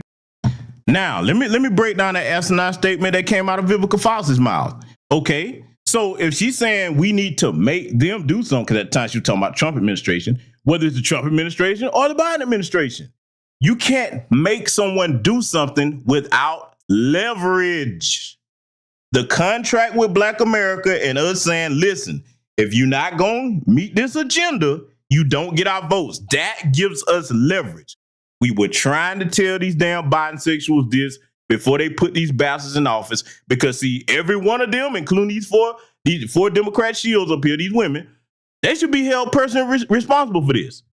Yes, they should. Because at this point, if you're not intelligent enough to see that they're basically using you like a hamster on a wheel, chasing a carrot you never gonna get because you don't have proper leverage? Why should you be trying to speak to represent us? See, they must be publicly shamed anytime they open their mouths and attempt to speak with that Democratic Shield script that they've been given that doesn't include anything about working towards the empowerment of the complete Black community, not just us by yourself. Because see, think about it. Let's really break this down, sisters, because see, a lot of people ain't going to cover it this way. How you going to be out here by yourself? Let's just say you got all the economic security you need. Oh, they done put you in a good, comfy shield position. Okay? Let's just say they all Black women. We're going to go there, not just them, all of y'all. Let's just say they put y'all up there. What happens when you're in situations where them economics don't help you and your men are not empowered enough to stand and do what we need to do? Now, you think about, you would probably be okay if we wasn't in a country full of white supremacy, but you're not, and we are. So now when you look at the counterparts, that woman over there, when she hits a rough spot or whatever, she's got an anti-Black white supremacist or white supremacist adjacent man to help her out, and they work against you as a team. You cannot fight them by yourself. Black women, you should be offended at these heifers because they always trying to jump up and lead when they don't know what the hell they're doing, and they want you in a position where you do not have your men's protection. It's as simple as that. Look at the policies and numbers. These are not my feelings. See, y'all sisters gonna have to be quick to check that once again. When it's time for business, feelings go out the window. Got to turn that off, okay? No other groups comes to the table talking about their feelings when it's time to get policies enacted for their group, okay? Let it continue. Very good point about the military, but this current administration is using the military to enforce their own agenda, and we want to talk about that. So let's take a quick break. A lot of gems are being dropped here. We'll be back with more Cocktails with the Queens when we return right after this break.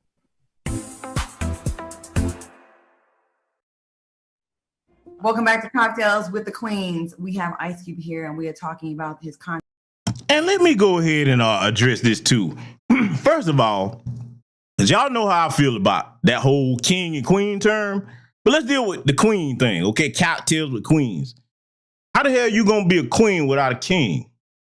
How you gonna be a queen when you don't conduct yourself as a regent? See, let's go there with this queen term. See, I want to break this all the way down here tonight. A queen is a regent. A queen is a ruler of a monarchy, okay? So that means that the queen cannot just think about herself. The queen must think about the rest of her subjects, right? How can you call yourself a queen as a Democrat shield when the only thing you're thinking about is yourself? Oh, I just wanted to throw that in there, but hey, you know, let's let Claudia the Queen continue here.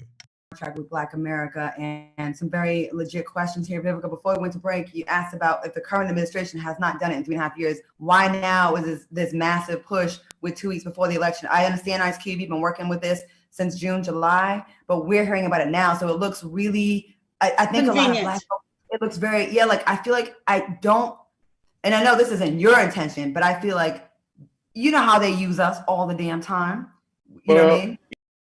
Notice what she keeps repeating over and over. That is political and business suicide. I feel like the world does not operate off your feelings. It does not give a damn about your feelings or mine. In order to win, for the chicks running around talking about I'm a boss, you know what? Boss chick, this, that, the third. A boss operates off what they know and can verify. Show me anywhere in the tangible world where you can walk out and use your feelings, okay, versus what you verify and can know. See, imagine fighting a war like that. You're talking to a combat vet here, man. Do you know what a gift that would be on a battlefield for us to go into combat against people operating off their feelings? Think about it. Let's really make it make sense. I'm like, GBS, oh, you going way out. Oh, no. Bear with me. Imagine an enemy trying to attack you with no verifiable intel on your weapons capability. They don't know where your supply lines are. They don't even know what your regiment structure is as far as your troops, what type of armament you got on the ground. They're going to feel their way through the combat situation. Do you know what a gift that would be? Oh my, listen, man. Y'all don't, I want you to feel me on this, okay? Look, I'm mocking them, but I want you to see how stupid that sounds when you're talking about feelings in a business situation. Yeah, see, I'm giving y'all everything you need to shred them up and anybody like them, whether it's male or female. Yo, feelings. Our lives on the line. We ain't got time for that. Let's let it continue. I mean, both sides use celebrities, but check this out. The thing is this. I'm not here saying he gonna do anything, but he didn't make a promise to me. He made a campaign promise to the world. So he's on record for that. Now, we wanted Joe Biden on record. He has a plan, but I don't know if his plan really pinpoints Black people. So we want a plan that pinpoints Black people. We don't know if any of them gonna do it. But when you have a person on record as a campaign promise, you have more to go at him with, because he's told the world this is what he's gonna do. And if he doesn't deliver, he looks bad to everybody. Now, why hasn't dude done it in 3 years? I don't know. Nobody's been pressing him. Everybody's been like, he's the boogeyman, run. And nobody's been pressing him on behalf of Black people, because we've been just waiting for Democrats to get back in. I do not agree with you on that statement. There has been a lot of people that have asked him, what about the wall? What about the kids in cages? I mean, there's a lot of things. Let's stop it right here. Now, see, again, these heifers are not qualified to speak on behalf of the rest of us, because notice what she brought up. What about the wall? What about the kids in cages? Damn them kids in cages. That's right, I said it. That's not our problem. That's a part of the damn problem hurting Foundational Black American Freedmen Society. What about the kids in cages? I don't give a damn about them kids that was in them cages. I said it and I meant it that way. You guess what? For the kids that was in the cages, you know how they wouldn't have been in cages? If their parents wouldn't have brought their ass illegally over here to our country. That's right, I said it just like that. See, a heifer like this that doesn't even understand the seriousness of the things that are affecting us, she shouldn't be allowed to speak at all. Oh, see, you know what? I ain't done with her. I'm going to let her continue babbling here, because we're going to thoroughly break this crap down over here tonight. I understand that. I'm not going to give him no plus signs whatsoever. That, but check this out. I'm talking about pressing him to give things to Black people. These are country issues. I'm talking about Black people pressing him to give things to Black people. Everybody treated him like the boogeyman. Nobody would go and press him to give things to Black people. The stuff that he's doing to the rest of the country, I understand that, but we raggedy. We got to get our. We have to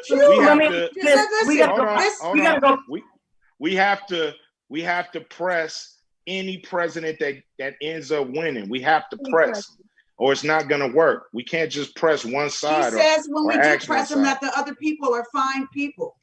I mean, is that right? I mean, and he won't denounce the people that hurt us and suppress us. And then the policeman had his neck on somebody's neck for 9 minutes. He never support them. I'm not here.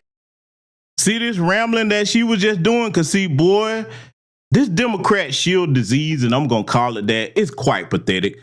Now, in hindsight, do you see how stupid she sounded? All of them up here. All these heifers up here, the Democrat shield heifers. Ice Cube was the only one up there with some sense. Right now, this is what our women who are on code are going to have to do. Again, we've already discussed policies and numbers. When it comes to Donald Trump at the time, what specific policy did he have that particularly harmed our community, in contrast to Biden-Harris, that has plenty of policies since they've been in office, signing executive orders left and right that have harmed us specifically? See, the thing about Trump, he gave it to everybody. And for the slow people that may not be familiar with me, I'm neither liberal or conservative. I'm not Republican or Democrat. Let me just put that out there, because, you know, the slow people, he must be a Republican. Is the Republicans paying you? No. Because even if they were shit, I'm not going to change my message. I'm talking about, and look, let's go there. If they was dropping us tangibles, I don't give a damn which party it is. I don't give a fuck about neither one of them. See, when it comes to politics, we should operate as mercenaries. A mercenary's loyalty can be bought. Let's be clear on that. With us, with either party, it should be the highest bidder every go round. There should be no permanent loyalty. Why?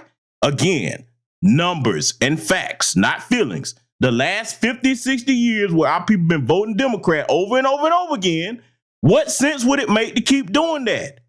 We should have mercenary political mindset, okay?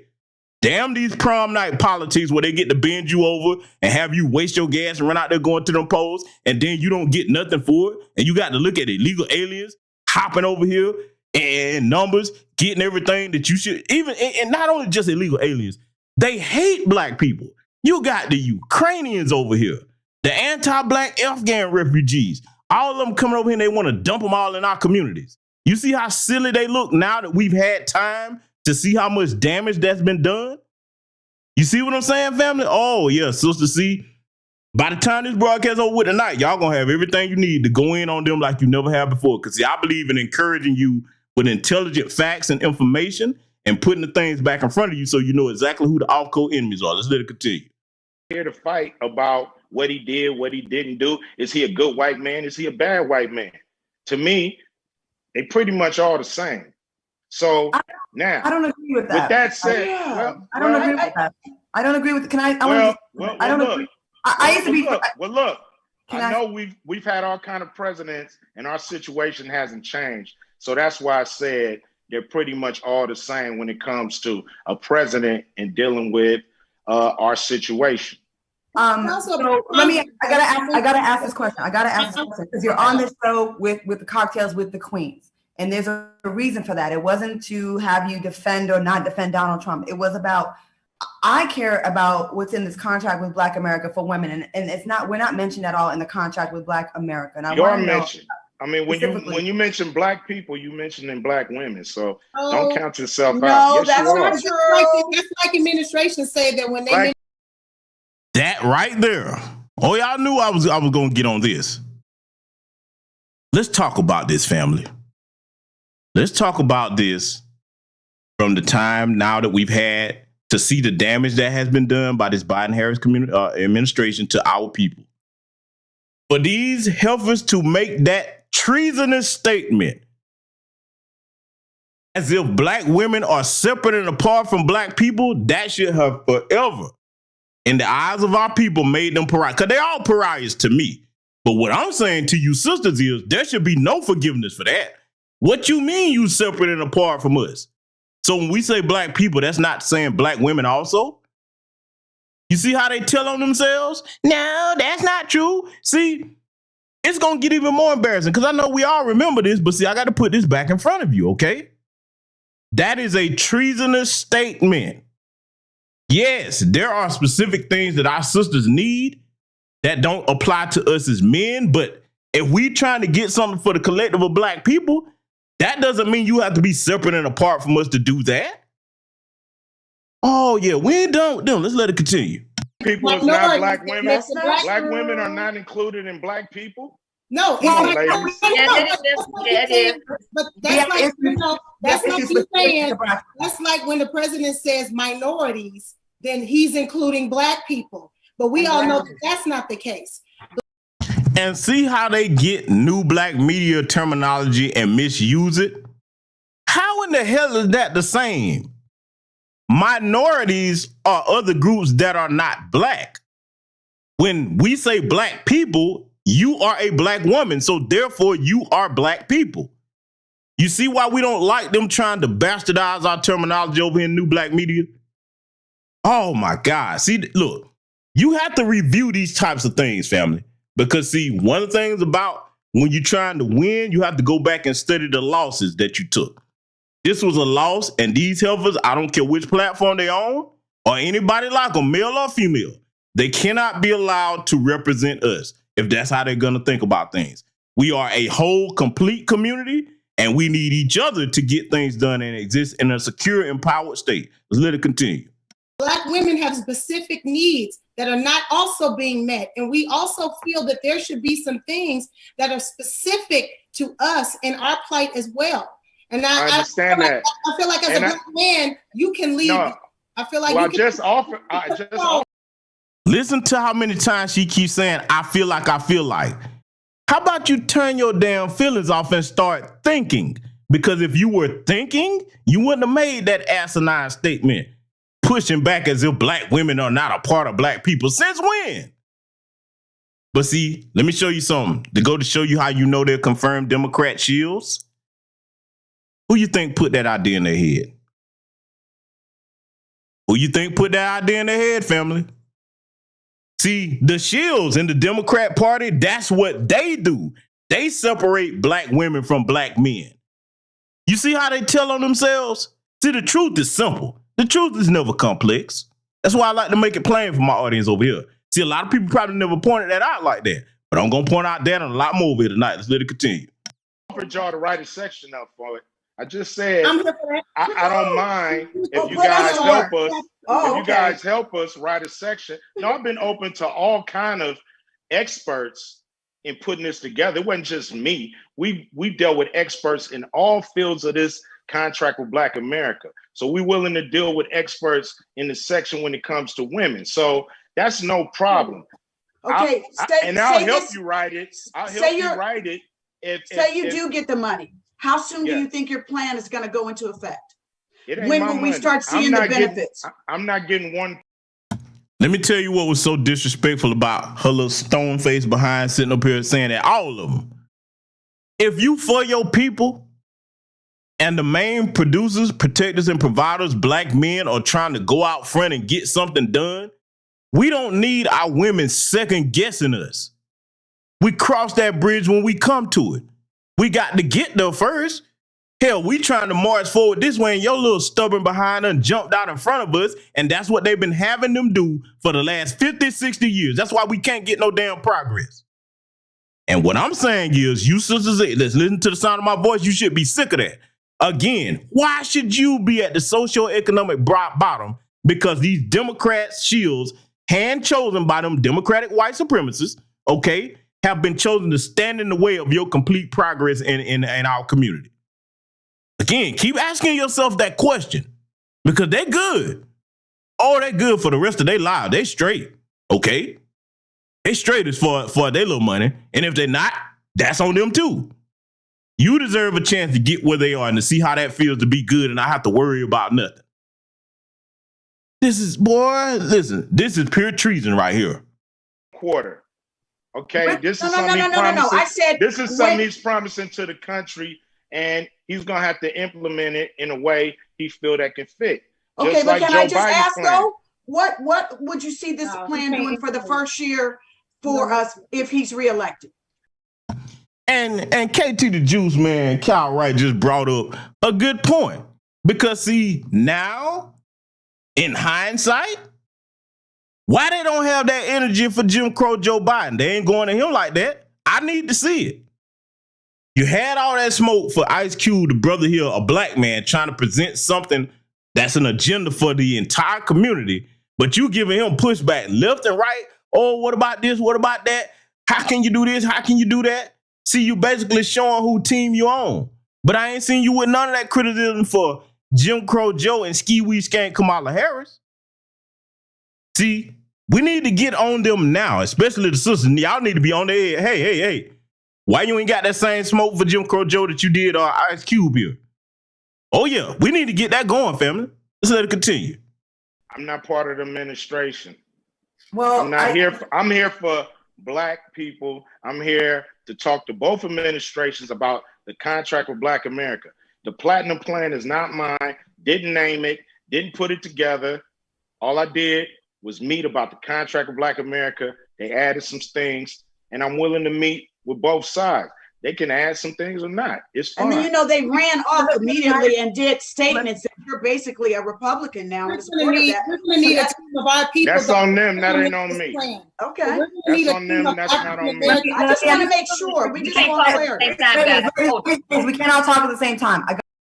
And see, this is another sign of how you know when a heifers are unqualified to speak. When you got a bunch of them disorganized, selfish like that, look at how they all babbling over each other. If you are shields and all of y'all shilling with the same agenda, you can't even get on code enough to speak one at a time. And you think these heifers have the right to speak for us? See, I'm going back over this at this particular time for a reason. I want you sisters to really look at this. Do you want these babbling biddies that's running up here talking about their feelings every 5 seconds representing you or anybody in our community? Some of you have children.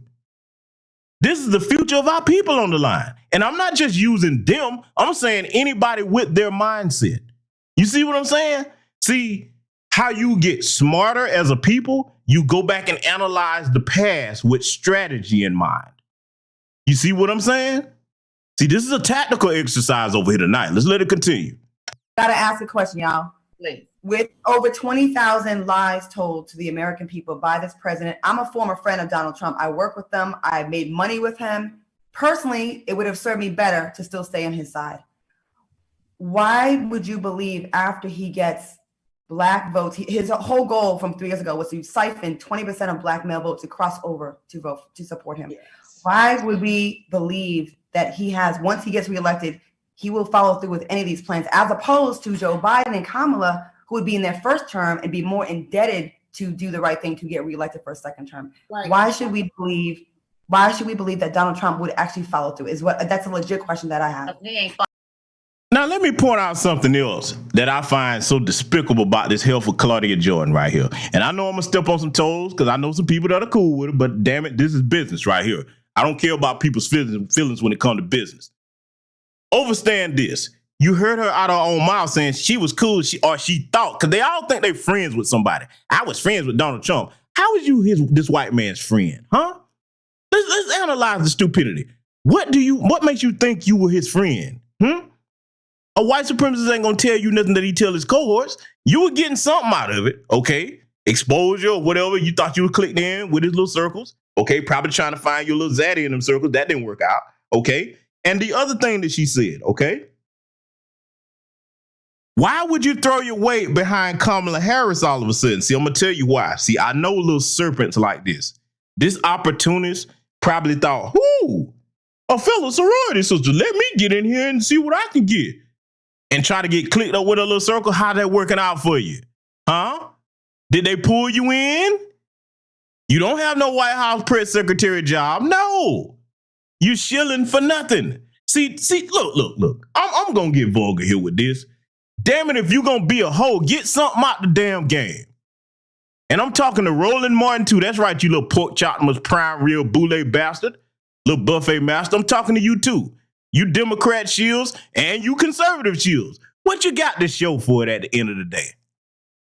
See, the one thing about the average person on the Black grassroots, you get to wake up with your integrity as long as you don't sell out. You being used, man. Prom night politics, boy. But anything to keep us on that little Democratic hamster wheel. Let's let it continue. Yeah, I mean, I don't know. You're going to have to figure that out because I'm not sure if he's going to do it or not. I'm not sure what any of these guys are going to do. All I know is we got to push our agenda no matter who's in there. And in a perfect world, the Biden campaign would have brought me in and we would have really talked about the plan and they would have did, great things to their plans to specifically target Black people. But they chose not to. And that's fine. The thing is, I'm not a supporter of neither one of them. No, I'm saying that's what's the problem. I'm an independent person. You'll have a conversation with the administration if Biden wins and Kamala wins. It's not too late. So I don't think it's fair to. See, this is the part that pisses thinking Black men off, okay? Listen to them. They place such faith in these damn white supremacists because they were so afraid of Trump. And Claudia wouldn't because she claimed she was his friend. So you can't say you're afraid of him if you was friends with him, Claudia. You little opportunist, you. Oh, that's a conversation for another day, though. But see, it's not too late. Family, what do you think now that they've had time to be in office? Do you think it's too late? See, let me tell you, sisters, something, man. Again, I've covered this several times here tonight about how dangerous misguided feelings can be. Misguided, key words. What did they show any of them for them to have such faith in them? It's not too late. Let's go here. Let's just say it wasn't too late. With our situation in our community, Foundational Black American Freedmen community, even if that was true, we don't need to deal with these people in either party from a position of weakness. We need to come in with leverage. That's a position of strength, okay? If you just go in knowing that, hey, okay, all we got to do is just come over here and dance and giggle in front of you, okay, and kiki and talk about weed and this, that, and the third. Oh, we got your vote, booty to the polls, all that other degenerate BS, okay? No other group, when they come to them to talk politics and business, do they ask what they entertainers think? The fuck out of here with that. You an entertainer. You don't know anything about economics. You don't know. Look, go talk to Dr. Claude Anderson. Huh? Go do that. Go talk to Dr. Sandy Darity. All right? There's plenty of people that you can go talk to if you're trying to get something done. Go talk to our brother Greg Marcel Dixon. Oh, ain't no not to do that. You see what I'm saying? See, I want y'all to take a good look at this. Sisters, this is weakness. Misguided feelings. It's not too late. What makes you think that you're supposed to be cowing down and cowing toe to these people after they've disrespected us with benign neglect for decades now? You're supposed to be in a position where now you want to put political foot to ass. And you can't do that without leverage. And you don't get leverage unless you start doing something different. Make them earn our votes. If you're not going to work for free, then you should not vote for free. Let's let it continue. Dismiss what they are. They're not in power yet. So they really can't say. They really can't say and promise things because they're not yet in power. We're not even in power in Congress. You can't make campaign promises. So why and they have. That's what they gave them the presidency. They gave them the Congress. They gave them the Senate. How'd that work out? Prom night politics. How did that work out for us? Huh? For the people that decide, well, you got to get them at. See, listen, you don't put them in an advantageous position and then, well, we going to hold them accountable after they get there. No, that starts before they get there. You know what I've told you. Since they practice benign or at this point, malevolent neglect against us so long, now when they approach us, oh, you can't get one vote until I see proof of concept policy. Meaning that don't ask me about nothing. Here's my agenda. Leave me. Go bring me back some tangible results that I can see. Then we'll talk about voting for you. See, you have to punish people when they disrespect you like that. And it's political punishment time. So let it continue. That's what the plan. Make the promise when they're in office. Well, they put out the Lift Every Voice Can Sing plan. That is their promise to America and to the world. That is their promise. So the thing is, you can always promise the people who put you in power something more than what you just came up with. You got to, especially when you know there's so much more that needs to be done.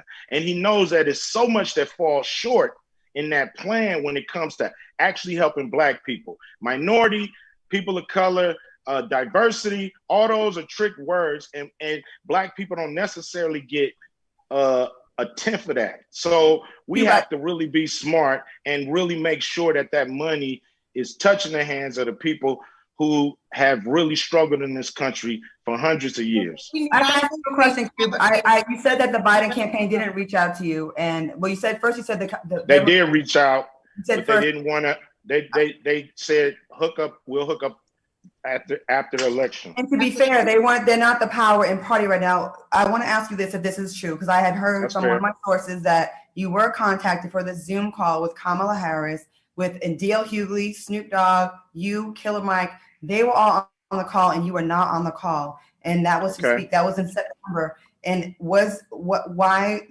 So you said they didn't reach out. You said the Democratic reach out, but Kamala Harris's folks reached out to you and wanted you to be on the Zoom call because they thought your voice was important. Why did you not participate? Choose to not participate in that? See, now let me point out what's wrong with her demeanor right here asking that question. See, I got to go here for a minute because it's necessary. I want you to bear with me. Ladies, this is the problem when heifers like this that can't keep a man. Oh, I'm going here with it. Oh, yes, I am. Yes, I am. Damn it. I'm going here. When heifers that can't keep a man because they don't know when to shut up and follow a man's direction, This becomes a problem for all of us when they get in positions where you have a brother like Ice Cube trying to do something for the collective of us, and you steady standing in the way instead of playing your position and getting in line. See, she's talking about, well, they offered for you to be on the call, but you don't understand. You don't deal with them from a position of weakness. They tried to have him on a call with a bunch of other celebrities and people that they probably done already talked to behind the scenes, for all we know, to run interference. He wanted a serious one-on-one meeting. See, this is where men think different when it comes to power. We're trying to put our people in a power position. Well, you should just be glad that they want to talk to you. See, that's where her mind is, because she's so enamored with them shields. And see, another thing I want you to pay attention to with these damn Democratic shields. Notice how they're so stuck on defending their masters because they're pets of their masters. They have these nervous tics when they get to going in overdrive mode, trying to convince you that you should bend over and bow down like them. You see what I'm saying? See, you know what? I've been talking about policy and numbers over here. Let me take the time to put something on your mind, family. Let me show you something. We're going to take a break here, and I'm going to show you something. I want you to look at your screen, okay? Yeah. Oh, yeah. In fact, let me make this a little bit bigger. Can you see this clearly, family? Let me know if you can. Give me a thumbs up if you can see this clearly, because you know me. I want to make sure that everybody can see this very clearly. I'll make it bigger if I need to, because we finna talk some numbers, okay? I'm giving you sisters all the ammunition you need to put intellectual foot to ass when these Democrat shields, particularly the women, come around, okay? Okay, so let's look at this. Since everybody can see it, okay? Watch this. Biden and Kamala Harris reparations agenda, all right? $100 billion plus at this point, because I already showed you the numbers for all the illegal immigration in all 50 states. For Latino immigration, they've been dumping checks left and right for that. $32 billion to the so-called Native Americans, okay, $5 Indians. $14 billion and counting to Ukrainians. $6.3 billion to Afghan refugees. $50 million for anti-Asian hate crimes, which they made us the scapegoat of with that false propaganda. $3.8 billion. We're talking billions here now.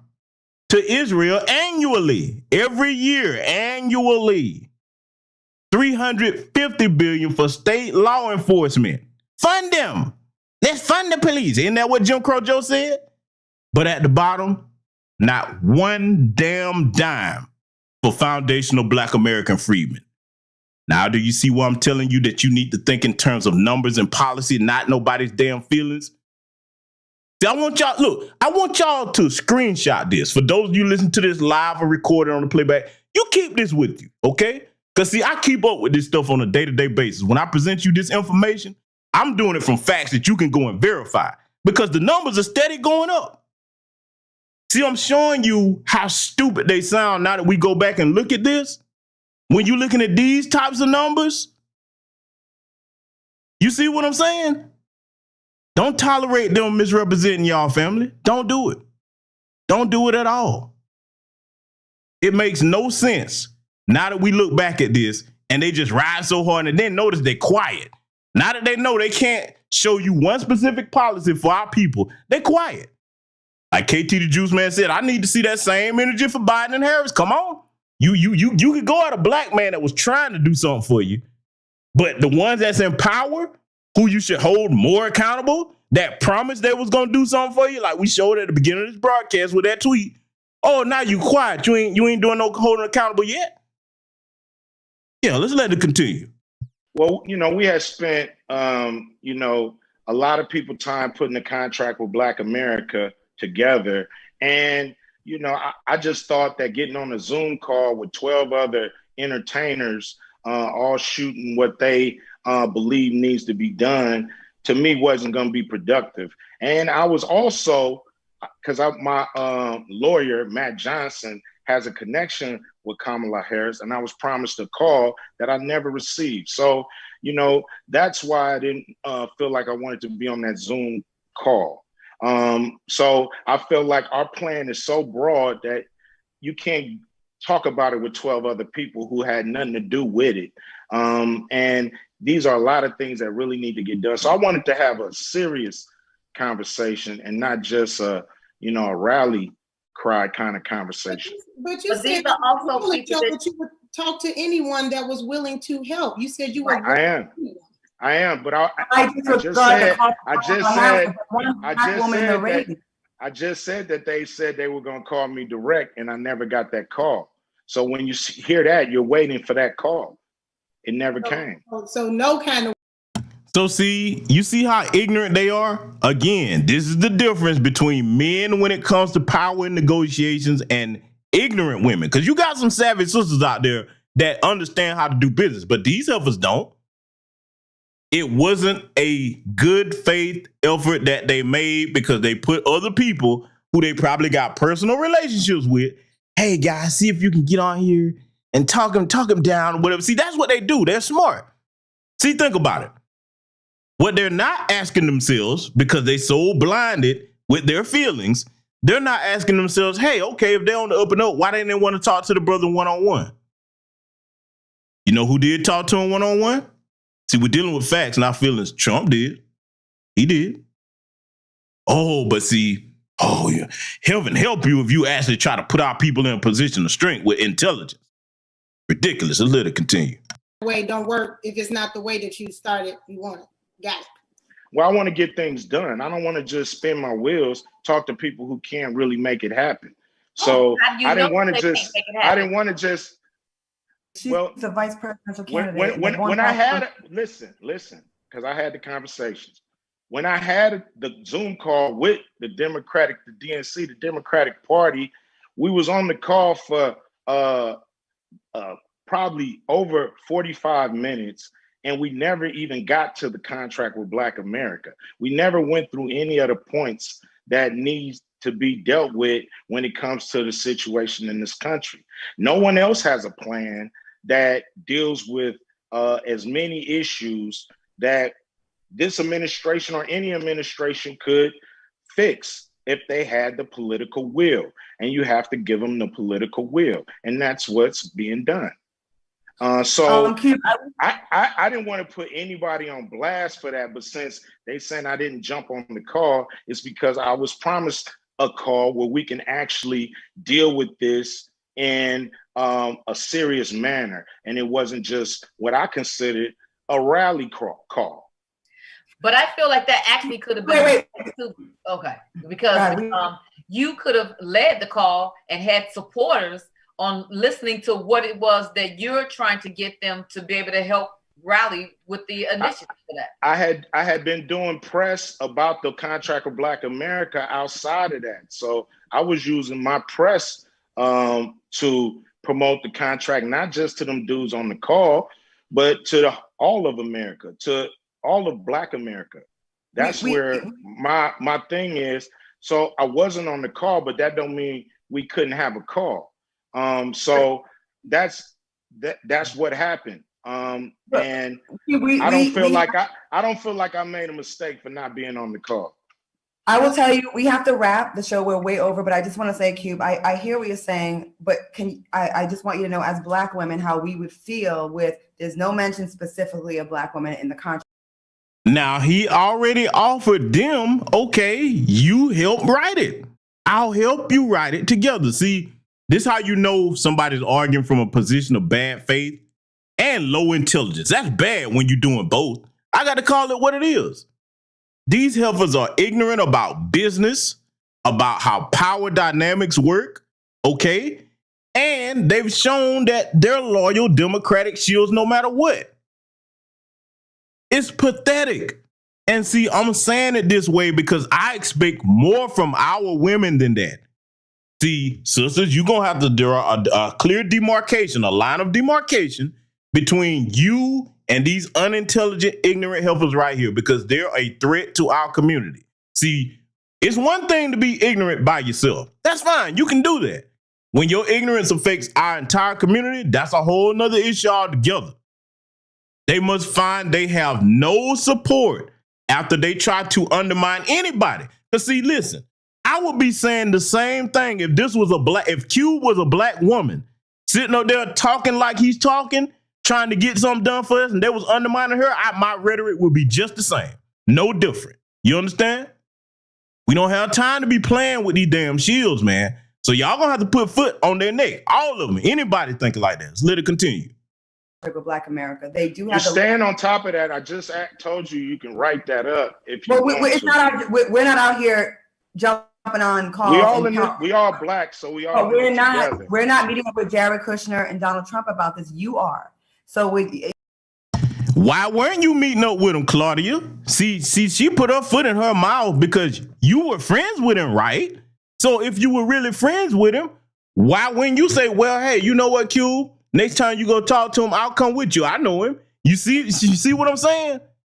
Oh, yeah. See, I told you this is strategic analysis over here tonight. I got to get on the business because, see, coming up with the decisions that we have to make as a community, we can't have no more of this going forward. It must be zero tolerance of this.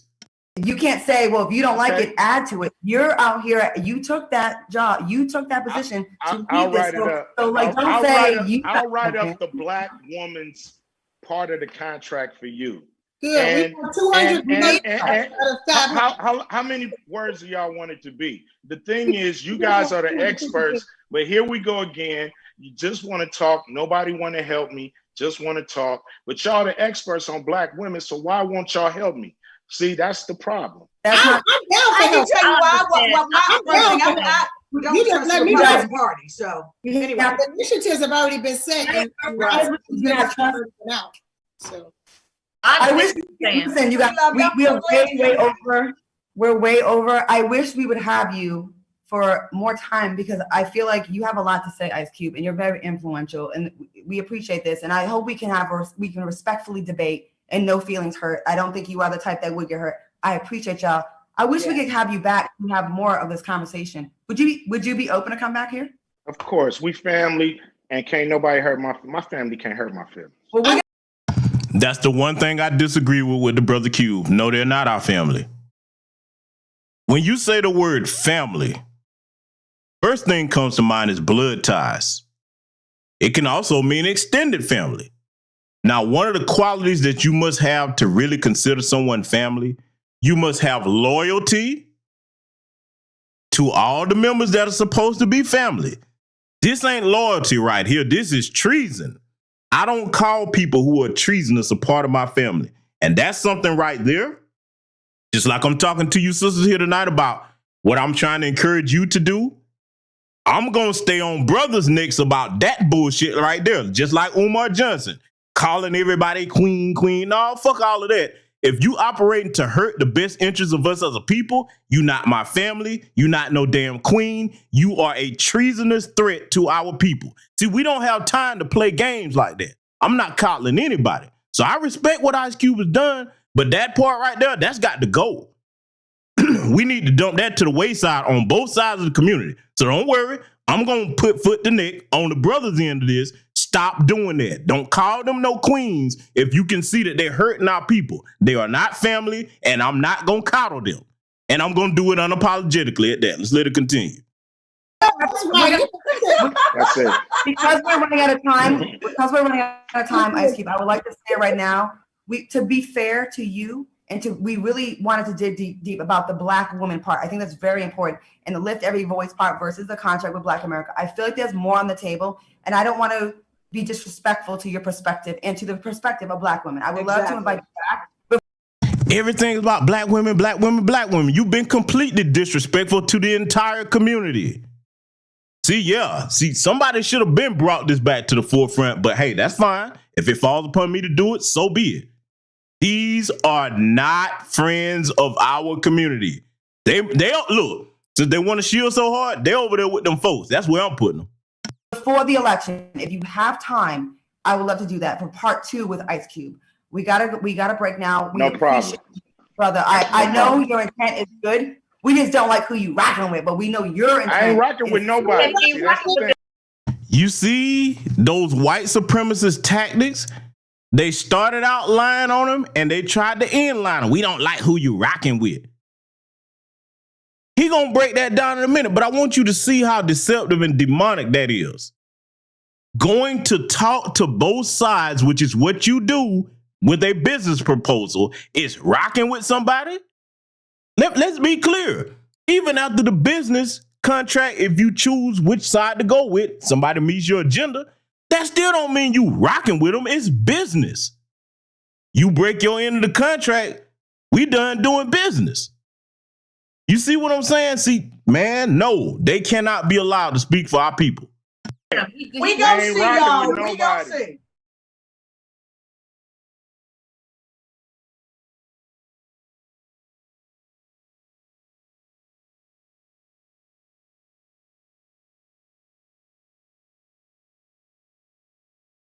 So our brother. So now, y'all saw that, right? Before we get into the next thing that we need to examine here, I want to play something for you. I want you to check this out, right? To see why they was caping so hard, and we know the main reason they was caping for Kamala. I don't know if y'all saw this here lately, but yeah, we gotta play something. Oh yeah, we gotta put old sister girl on the screen here before we analyze what good brother Phil had to say here. I want to see how many of you catch what she's about to say in case you didn't see this. I'm not going to even say no. I'm just going to play it. Think about the impact on something like public health. When we invest in clean energy and electric vehicles and reduce population, more of our children can breathe clean air and drink clean water. Think about. Let me play that one more time in case you didn't catch it. I'm going to play it one more time, family. Think about the impact on something like public health. When we invest in clean energy and electric vehicles and reduce population, more of our children can breathe clean air and drink clean water. Think about. Yeah, see, I have a very intelligent audience. Yes, you caught it. Reduce population? And those trained SEALs sitting up there clapping for that? First of all, let's deal with this. Because, see, that's been going around. That's what their agenda is. We see it. And it makes sense now where everything they're promoting is with that particular community. Okay? Who has the right amongst them, especially the dominant society, because that's who she with, to decide how many of us should exist or not? Do you know how demonically insane? See, in other words, you're trying to play God. Don't say you believe in the Most High if you support that. No human down here has the right to decide how many people get to live and how many people get to die. Reduce population. See, let me tell you what, let's decode that. When you hear healthers like that, which are considered the elite, say that, they mean reduce population amongst us, the so-called little people. That's what they mean, okay? And you got a room full of those idiots sitting there clapping for that to go to show you how stupid some of the people in this country have become. If anything, everybody in the room should have felt dead silent. Like, what? What did you say? Oh, clap, clap, clap, clap. Trained SEALs. Ridiculous, man.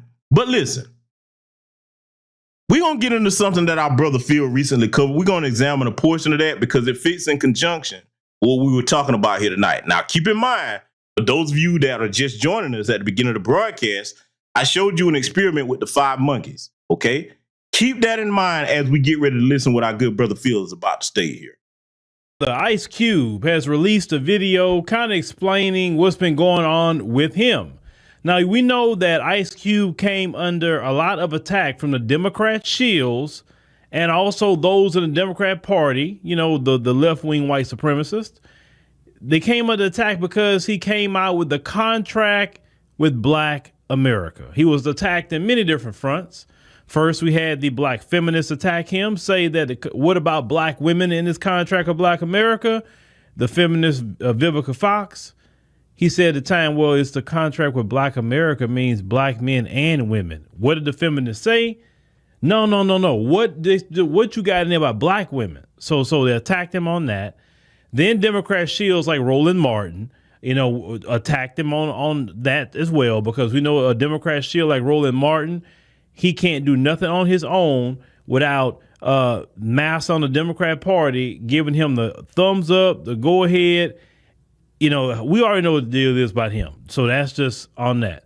So he was just attacked all kind of ways we have not seen this brother attacked, right? How dare Ice Cube said that, you know what? Well, let's talk to both sides. So he had reached out to Biden. What did Biden say? I'll talk to you after the election. Did Biden talk to Ice Cube? No, he actually sent Kamala in a group meeting online to talk to black people. And Ice Cube was there, but he said he didn't stay long because he didn't feel like it was a priority for them at all. He talked to Donald Trump and them. And when he had talked to Donald Trump, they had a back and forth about the contract with Black America, and some elements of the contract of Black America was actually in Donald Trump's platinum plan. Now, I do need to go back over Donald Trump's platinum plan, what he was offering, and see and compare it to what Biden has done or offered for Black America.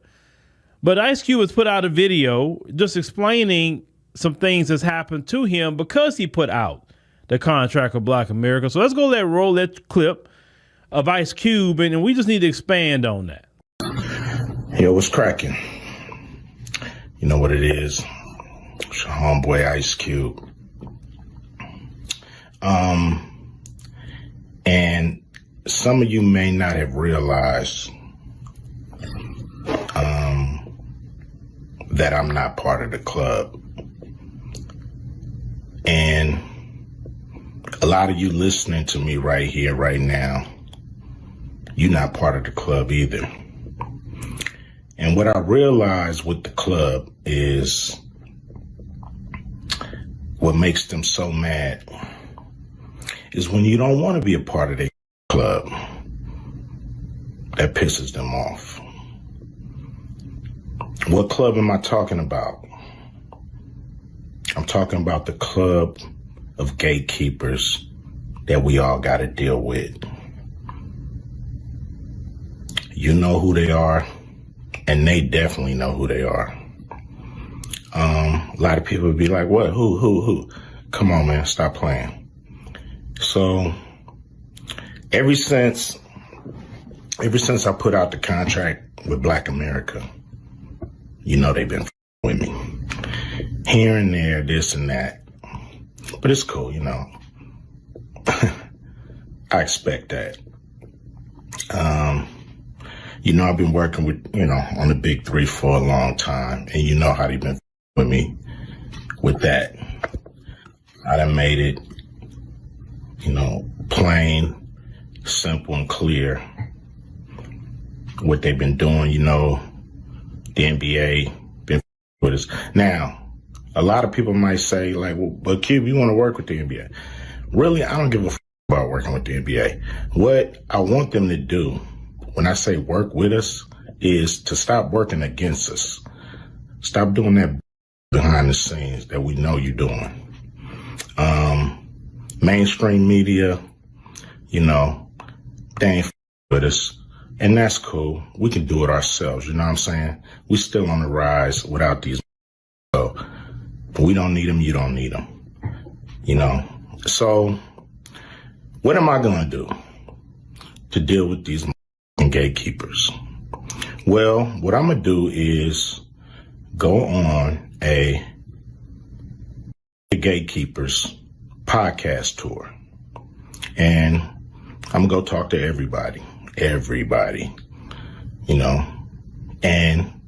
get a chance to get my message out to the people. Be able to let people hear from me, and you might agree, you might not, but the important thing is, for me to go on these platforms, say what I feel about what I think. And, some people may get pissed off because I'm going to talk to everybody. I'm not playing. And it's gonna be a crazy summer. It's gonna be fun. Appreciate y'all. Always support the big three. Hopefully I'm doing stuff that you guys dig. I'm not doing this for me. I'm doing this for people that's bored as in the summer with summer sports and want something cool like the big three. So here we are. Appreciate you. Much love, much respect from your homeboy Ice Cube. Remember that. Many times. So now you heard from the good brother Ice Cube there. So here's what we're going to need those of you over here in New Black Media Spaces to do, okay?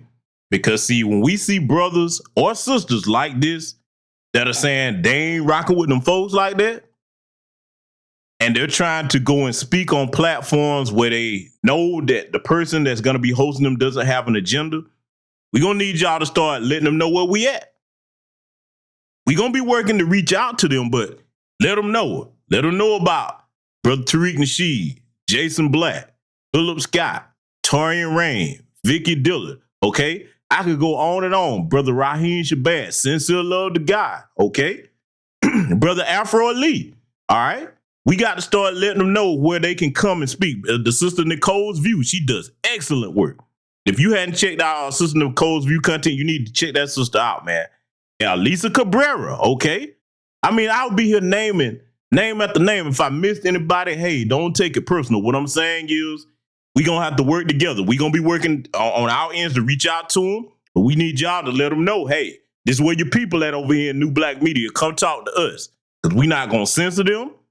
We're going to let them speak their mind, and then it gives you, the audience, a chance to voice your concerns and opinions with them and let them know that, hey, brother, you got a whole legion of people out here on the on-code black grassroots that are rocking with you, okay?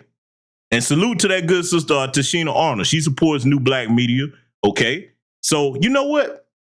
I just gave myself an idea. That's something I'm going to work on. I ain't going to speak about it on air, but just know a lot of us are going to be moving some pieces, okay? So I'm going to let the brother Fields speak on that. I just want to take the time to put that in here. I want y'all to pay attention to what Brother Fields is about to say. When I made commentaries about Ice Cube, I knew he was going to have a trouble putting out the contract with Black America. I've said many times that look at what they're doing to him. Look how they're trashing his name, all because of this contract with Black America. Now Ice Cube has confirmed everything that I was thinking and saying on our videos. Now, he said that he had a problem with the gatekeepers out there in California, because that's where he at, the Hollywood, LA area. He's had a problem with the gatekeepers ever since he put out the contract with Black America. Now, we know who the gatekeepers are. We know they are affiliated with a particular party, political party. What political party is that? The Democrat Party. And we know the Democrat Party run California is a stronghold. So we know that's the people he had a problem with. Even when he was putting out the contract with Black America, that's the people he had a problem with. Now, Ice Cube was saying, let's listen to both sides. Let's see what both sides have to offer. We just don't need to give our votes to the Democrats. That's what the brother said. Nothing wrong with that. It's like when you're trying to go buy a car. You don't go to one dealership if you're looking for a car. You maybe go to several dealerships to see if you can get the best deal. But according to what the Democrat Party wants for Black America is that you don't go talk to both parties. You only go deal with them. And see, when someone has a monopoly over you, they treat you any kind of way, and they don't have to do you right. But when you have choice, now people got to compete for you. You understand? So that's the strategy of going to both sides. But see, one thing that the Democrat Party know they have on black folks to hold them there is emotionalism. All they got to do is say one word: racism. The Democrats can say the Republicans are racist. They're this, they're that. That's all they got to say. And because the majority, yes, I will say it, the majority of Black America is the most emotional group of people I have seen in my life. They don't want to think with logic at all or reasoning. It's emotion. And even scripture teach you not to be making decision off of emotion. And that's what black folks have been doing. And that's why we're in the position that we're in politically, because we make decisions off of emotion. We do not sit down and say, let's count the cost. Let's see what we're doing. Let's see who these political candidates are. Let's study their records, who they really are. Are they finessing? Are they for real? No. And then when people come to you like that, you actually want to attack them. You want to attack people when they tell you, hey, let's look at this a different way. Let's see both sides. Let's see who these people are. Just because they got a D in front of their name don't mean they good for us. They don't want to hear it because all they have to do is just tell them racism, systemic racism, voting rights. That's all they got to tell them. And then they run out there to vote for them wholesale. So Ice Cube saying that is a problem for the Democrat Party. It's a problem because Ice Cube has a big influence. The brother been around for a long time, all the way back to the 80s and all of the NWA, right? Ice Cube is very popular, still to this day. So for Ice Cube to use his influence and to say, hey, why don't we look at both sides? And the problem with the contract of Black America was basically demanding something. The Democrat Party do not want Black America to demand anything. Only thing you should be happy to do is get your behind up out your house, get in that car, and go down to that voting booth and hit Democrat. That's all the Democrat Party want from black folk. They don't want to hear your demands. They don't want to hear your gripes. They don't want to hear your complaints. That's all they want you to do. Get out there and vote and keep them in power while they're flooding the country with people just coming across the border. While they're giving them billions of dollars, as in New York just spent $1.2 billion on them coming over there. Chicago, they spent $51 million. They want to spend an additional $25 million, which brings it up to $76 million so far, spending on them coming to their city. But yet 76% of homeless people in the city of Chicago are Black Americans. They won't give them that money, but they'll make sure to give it to people over there. On top of that, as we covered in the podcast, they're going to give them not only jobs, but they're going to give them rental assistance for 6 months. But yet homeless people are on the streets in Chicago, yet they get a place to stay. This is what the Democrat Party has been doing. So when Ice Cube comes out saying, wait a minute, let's look at this thing, what we're doing. Let's have some demands of these people who want to give our vote to. Oh, no, Ice Cube. Now you're messing up the status quo. And we got a problem with that. What is the status quo? The status quo for black people with money is this. You can give some money, but you can't help out black people. You can help out your family, like your wife, your children, all the people around you, that's fine. But you cannot help out the black community. You can't do that. And for sure, you cannot mess with the voting habits of that said community too. We have established that the black community is, like Calvin Candy would say, the Democrat Party says, these are our N-words, and we do with them wherever the hell we want. That's the Democrat Party right there. Calvin Candy from Django Unchained.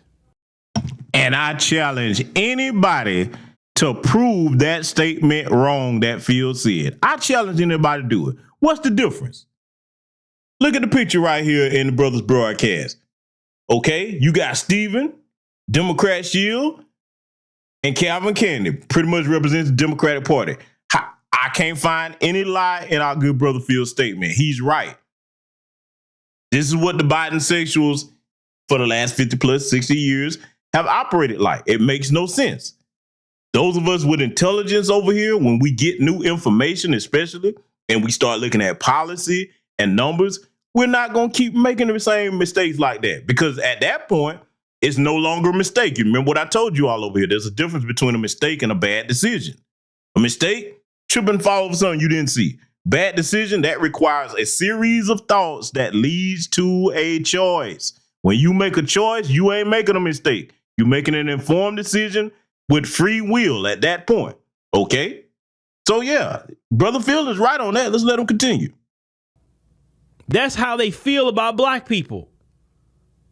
They don't have to do nothing for black people because you're theirs. They don't have to pay reparations because you're theirs. You're going to do what they tell you to do. And you're going to like it. If they tell you to wait, you're going to wait because you're theirs. If they tell you not right now, it's not right now because you're theirs. Because you haven't shown me no other difference than what I'm saying, because you fight to make sure that you stay the property of the Democrat Party, aka Calvin Candy. You fight about that.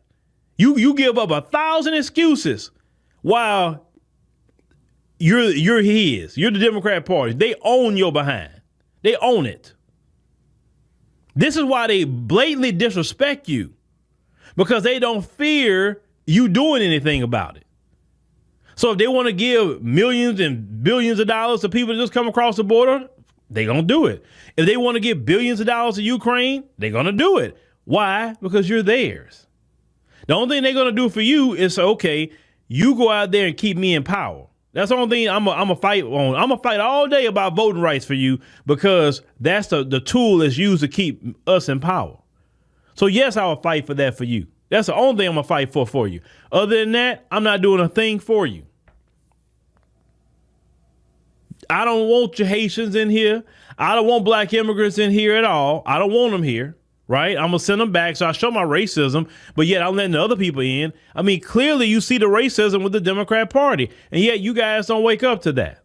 Now, Ice Cube, he talks about, trying to do the big three, saying all the sabotage is happening with the NBA. Now, you would say, well, why would the NBA be trying to sabotage the big three? The NBA is a bigger entity. I mean, everybody knows what the NBA is, XYZ. Well, the reason why the NBA is trying to sabotage the big three is because they don't want competition. The white supremacists play dirty. They don't believe in fair competition. They believe in undermine, they believe in sabotage, and that's what they do. And because they believe in that, you also got to watch even black people. Because now, remember what Richard Spencer said, okay, in Brother Jason Black's documentary Race War, all right? Richard Spencer said he doesn't care about fairness. He only cares about winning. Winning by any means, okay? So I just wanted to add that part. So see, when you see these hardcore Democrat shields, all right, or any of the shields sitting over here caping so hard for people when black people are not getting tangibles in exchange for our votes, you go back and think about the mindset of white supremacy. Just want to put that on your mind. So let Brother Phil continue. Because black people working for them will try to come undermine and sabotage what we got going on, whatever that may be. You understand? Now, of course, mainstream media, he was talking about they don't mess with them, basically. Of course not. Because mainstream media is not here to promote a black league. They're not here for that. The mistake that a lot of our brothers and sisters are making is that you're trying to go through them, and you're never going to win with that. Let's say like me, you would never know who I was. You would have never heard my voice at all if I was depending on the white supremacist media to give me a voice. They have never gave me anything. Now, you heard the statement Brother Phil made. That last statement he made is very important. This is why we build up our own platforms that speaks directly to the needs of our people. Because see, putting this tweet back on the screen here again, you seen what Jim Crow Joe was promising, right? Because see, we this is gonna live on forever right here. We made sure that we gonna put this back in their faces. But boy, y'all saw how quiet the Biden situation was got after that election. Oh no, this is what he said. And he said it in his inauguration speech. Okay. Hadn't delivered on one so-called promise yet. All right. So now that we've heard everything that was analyzed there in this first segment, we got a couple of things we got to go over here. But before we do that, I would be remiss if I didn't play this coming up here.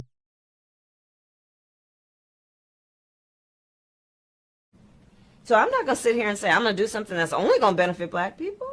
No. So I'm not going to sit here and say I'm going to do something that's only going to benefit black people. No. Yeah, you know I had to put her back up here. So now we're going to deal with something else. I know a lot of you like, well, you going in on the Democrats? Yes, because that's the party that's in power. But just because we're on the Democrats, Nick, it doesn't mean that we let the Republicans off the hook. Got something we're going to analyze here to prove my point on that. Because, see, you know the knuckle here is, oh, the Republicans is paying him. Oh, no. I call it down the middle. What I am for is tangibles for our people, no matter where they come from. I want to bring you up to speed on this because I saw the good brother, Dr. Rashard Ritchie, doing a report on this, family. A lot of you may not have heard of this yet, but you're about to hear about it over here tonight, because I'm going to let you know exactly why those of us in New Black Media don't take sides, okay? We know white supremacy is in both parties, okay? I want y'all to take a listen to this report. A Republican, actually a bunch of them, about 14 total, they hate black folks so much that they are willing to sponsor a bill that if a state, a county, or even a municipality, if they give a penny of money to black people in the guise or under the guise of reparations, it should eliminate all federal funding from ever coming to that entire state forever. Put up the picture.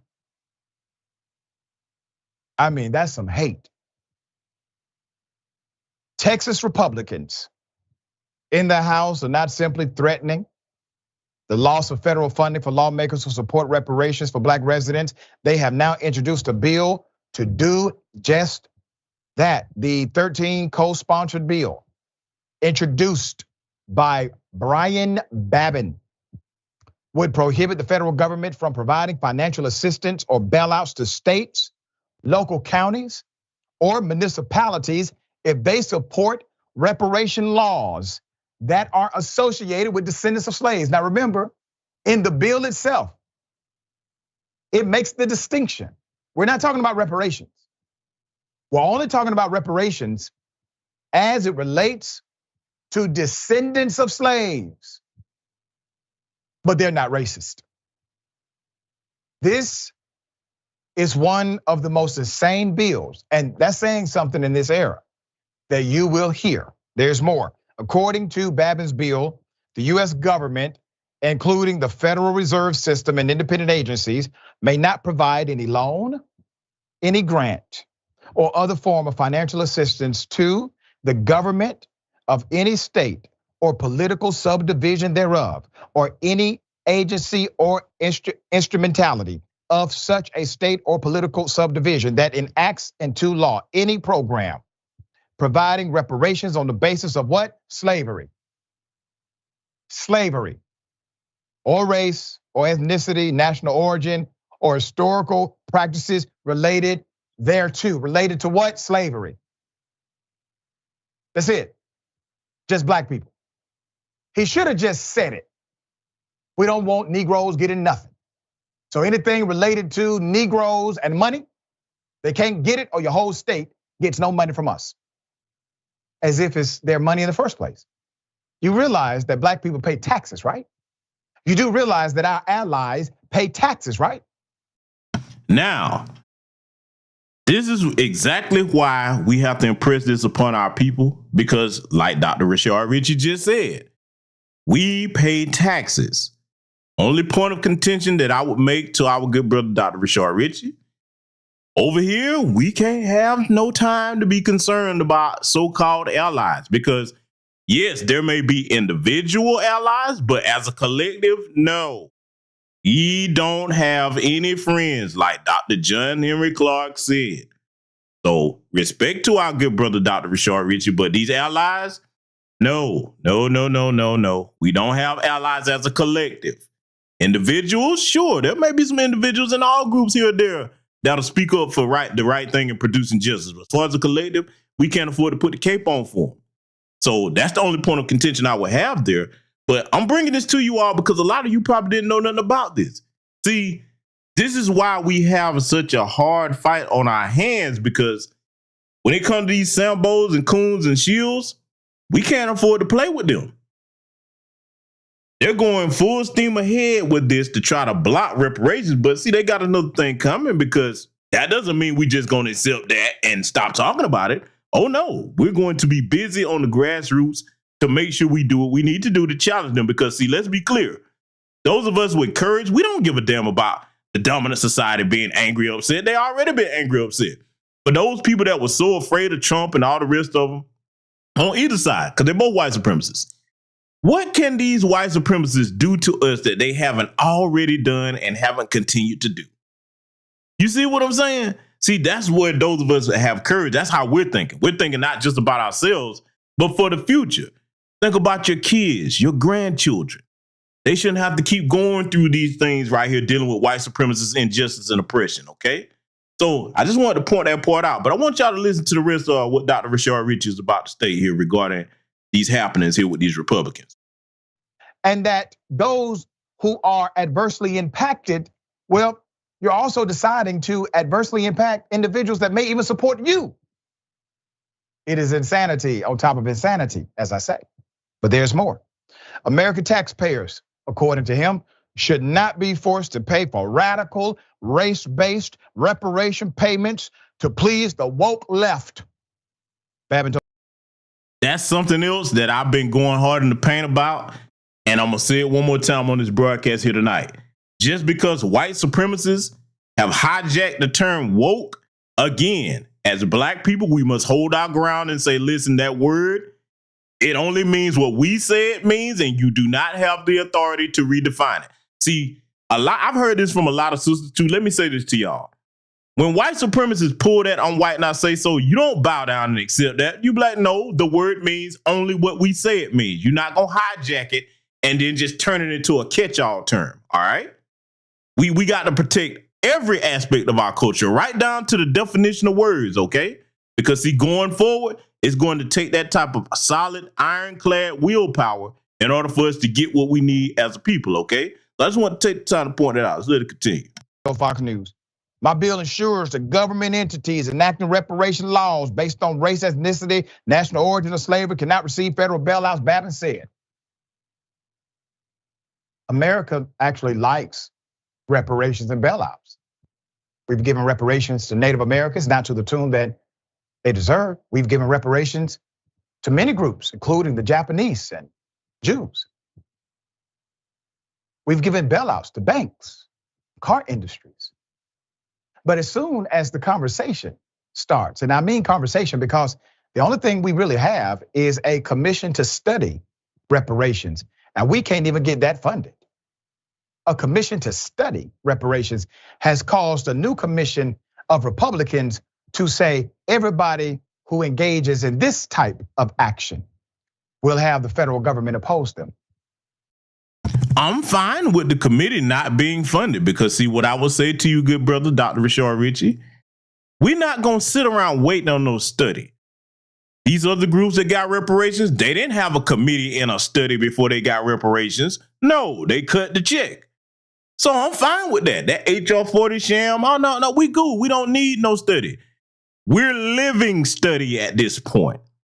We know our history, which they're working so hard to erase out of these schools. So that's the only other point of contention I will have with our good brother here. To hell with a study, my brother. We don't need that. They're going to have to cut that check. That's what they're going to have to do. Just let them continue. Isn't it ironic that the same party who once told us they are for small government, that they do not want the federal government or other big government taking over small local jurisdictions, are doing just that as it relates to stopping black folk from receiving any form of reparations at all? There's more. Let's put it up. Seemingly an act of retaliation. The bill comes after Texas representative introduces a bill to commission, study, and develop reparations proposals for black residents. Other states and cities have already taken steps toward reparations, bill proposals, discussions of logistics and cash amounts, and some have already paid money. California has finalized a proposal for reparations for black residents.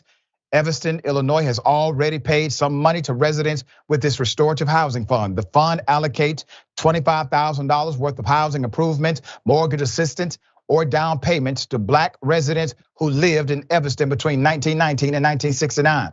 You have. Let's be clear, that is not reparations. We already covered that in New Black Media, but that, let's be clear, that in what they did in Evanston, that is not reparations. Oh no. Colleges who have engaged in very similar practices, but those colleges were built by black folk who could not reap the benefits of their labor. Keep in mind, please, reparations is not a handout. Reparations is a debt settled, is what it should be. I want you to look at this historically. The labor that was forced should have been paid. labor. Even if they labored and received a bartered agreement, it should have been compensated. But because it was not, my great, great, great, great, great grandfather, who was enslaved in this country, died with nothing. His wife died with nothing, separated, ripped from him. If they would have been compensated, they would have had land and money to pass to that generation. That generation would have had land and money to pass to the next, and so on. Black folk are in this routine of systematic dysfunction that none of us signed up for. Cities like San Francisco and Providence, Rhode Island are considering redress for Black residents. San Francisco has discussed $5 million one-time cash payments for residents, while Providence is considering grant funding instead of direct cash payments. Oh no, we're not gonna let them get away with that. They're not gonna do no one-time payment when you got the small hat community steady getting funded, like I showed you earlier in the broadcast when we broke down those numbers. And by the way, for those that missed that, I'm gonna put that on the community tab after the broadcast in case you didn't get a chance to screenshot it. I'm gonna definitely put that up here because we like to talk hard facts and numbers over here. See, we're not selling for this. See, this is what they're trying to do. Those of us with intelligence, we see it. They want to make reparations a state by state thing instead of doing it at the federal level. No. If you can do something at the state level, but we gonna get them federal reparations the same way that you did it to every other group. Because like Dr. Rashard Ritchie did say, they don't have a problem with bailouts as long as it's nothing for Foundational Black American Freedmen. And see, our brother Dr. Rashard Ritchie does good work. But some of us need to try to, I'm gonna see if I can link him with brothers like Phil and those of us over in New Black Media, because see, we have to get the language and terminology right. He means well, he does excellent work. But we got to get that language and this terminology right, okay? But yeah, we're not gonna let them get away with no one-time anything. And reparations is cash payments first. Everything else after that, we can consider it. But that's the point I wanted to make. Let's let the good doctor continue. Because of these conversations, all of a sudden, they want to shut the entire damn government down per state who engages in such conversations and enacting policies to support reparations for Black people only. Yasmin, thoughts? Yeah, this is my congressperson, Brian Babin. And for the record, no, I did not vote for him. Babin, he is a dentist. He's a Trump supporter. He voted to overturn the 2020 election results. He's terrible. And it makes sense that he would do something like this. But the thing about Texas politicians is that they love to do these things in the dark. They love to act secretly because they hate to deal with any kind of backlash. Babin's district doesn't represent Houston specifically, just a small part at the bottom, but it is Houston adjacent. And Houston has a major Black population, and we do have a history of slavery in and around Houston. We don't talk about it very often, but we do. The bigger problem here is that Babin isn't doing this because he's worried about, say the logistics of something like reparations. That's a conversation. That's a conversation that's worth having. That's the conversation that we are trying to have. And he's doing this because he doesn't even want that conversation to take place in the first place. And he wants to make sure that no one else can have the conversation, whether or not he's a part of it. It's really terrible. It's insane, but we are here now. Sorry about Babin. We tried to get him voted out, but it's really difficult. Well, I think hopefully now, some more energy will come to help you all in this re-election bid. So now, family, you've been brought up to speed on that bit of information in case you didn't know it. Because see, in New Black Media Space, we try to make sure that you're informed on all relevant and current happenings, so you know at least what the lay of the land on the battlefield, wherever you are in this nation, consists of and what you're going to be dealing with. This is why, again, I say it one more time. You have no time to play with shields on either party, Democrat or Republican. And we have no time to let off-code coons get in our way here because, see, for those that missed it at the beginning, I'm going to play that experiment that I played at the beginning of the broadcast. And then again, maybe you'll see now why this correlates with everything that I presented to you here tonight. Play this 5 monkeys experiment one more time here. And for those that, are just coming over here or some people catching on playback, I want you to study this very carefully because it applies to our community, not only with our political decisions that we made for the last 50, 60 years, but to a broad range of things in Foundational Black American Freedmen Society. So I'm gonna let this play one more time. I want y'all to take notes.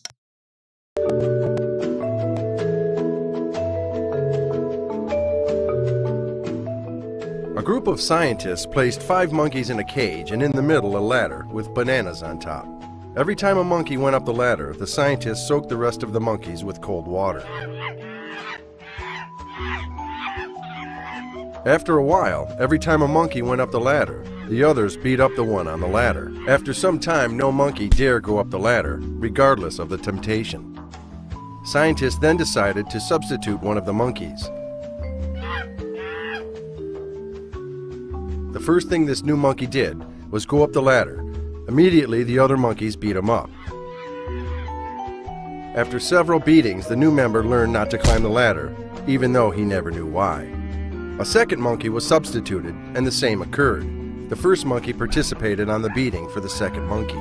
The replacements repeated until what was left was a group of 5 monkeys that, even though never received a cold shower, continued to beat up any monkey who attempted to climb the ladder. If you asked the new group of monkeys why the beatings took place, the answer would probably be, well, I don't know. That's just how things are done around here. So there you have it, family. And I already broke down how that applies to our community. But basically what they want to do is use the Democratic shield to condition us to be like the end result of the experiment, where you have a group of monkeys that have never been showered with cold water, which will be us, and just keep on voting for free without trying to reach the tangible, which would be the monkey, and which would be the banana at the top of the ladder. And to substitute that with policy, okay? So see, consider that experiment and then look at how it applies to everything as far as us as Foundational Black American Freedmen here in this nation. Because see, tonight as we get ready to wrap up here, I want you to take a particular look at this picture right here on your screen. This is not too long after Jim Crow Joe got in office. You know, I've been showing y'all this picture. This should be burned in everybody's memory. A desk full of executive orders for everybody except for our people. You should never forget this, family, nor should you forgive it. Those of us with common sense, we never will, okay? You have to put your political mind and think in terms of tangibles before anything else. And anybody that's not talking tangibles, we can't hear anything they're saying.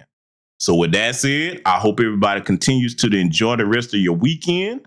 I hope you got something from the broadcast. Thank you to everybody that contributed. Definitely your names will be on the community tab about an hour or so after the broadcast. And I'm definitely going to put that financial information on the community tab. So be looking out for that. Okay. It'll be in the B1. Salute to these B1 contributors posts that I usually post after the broadcast. So with that said, salute to everybody, Black first, and I will see you all in future content.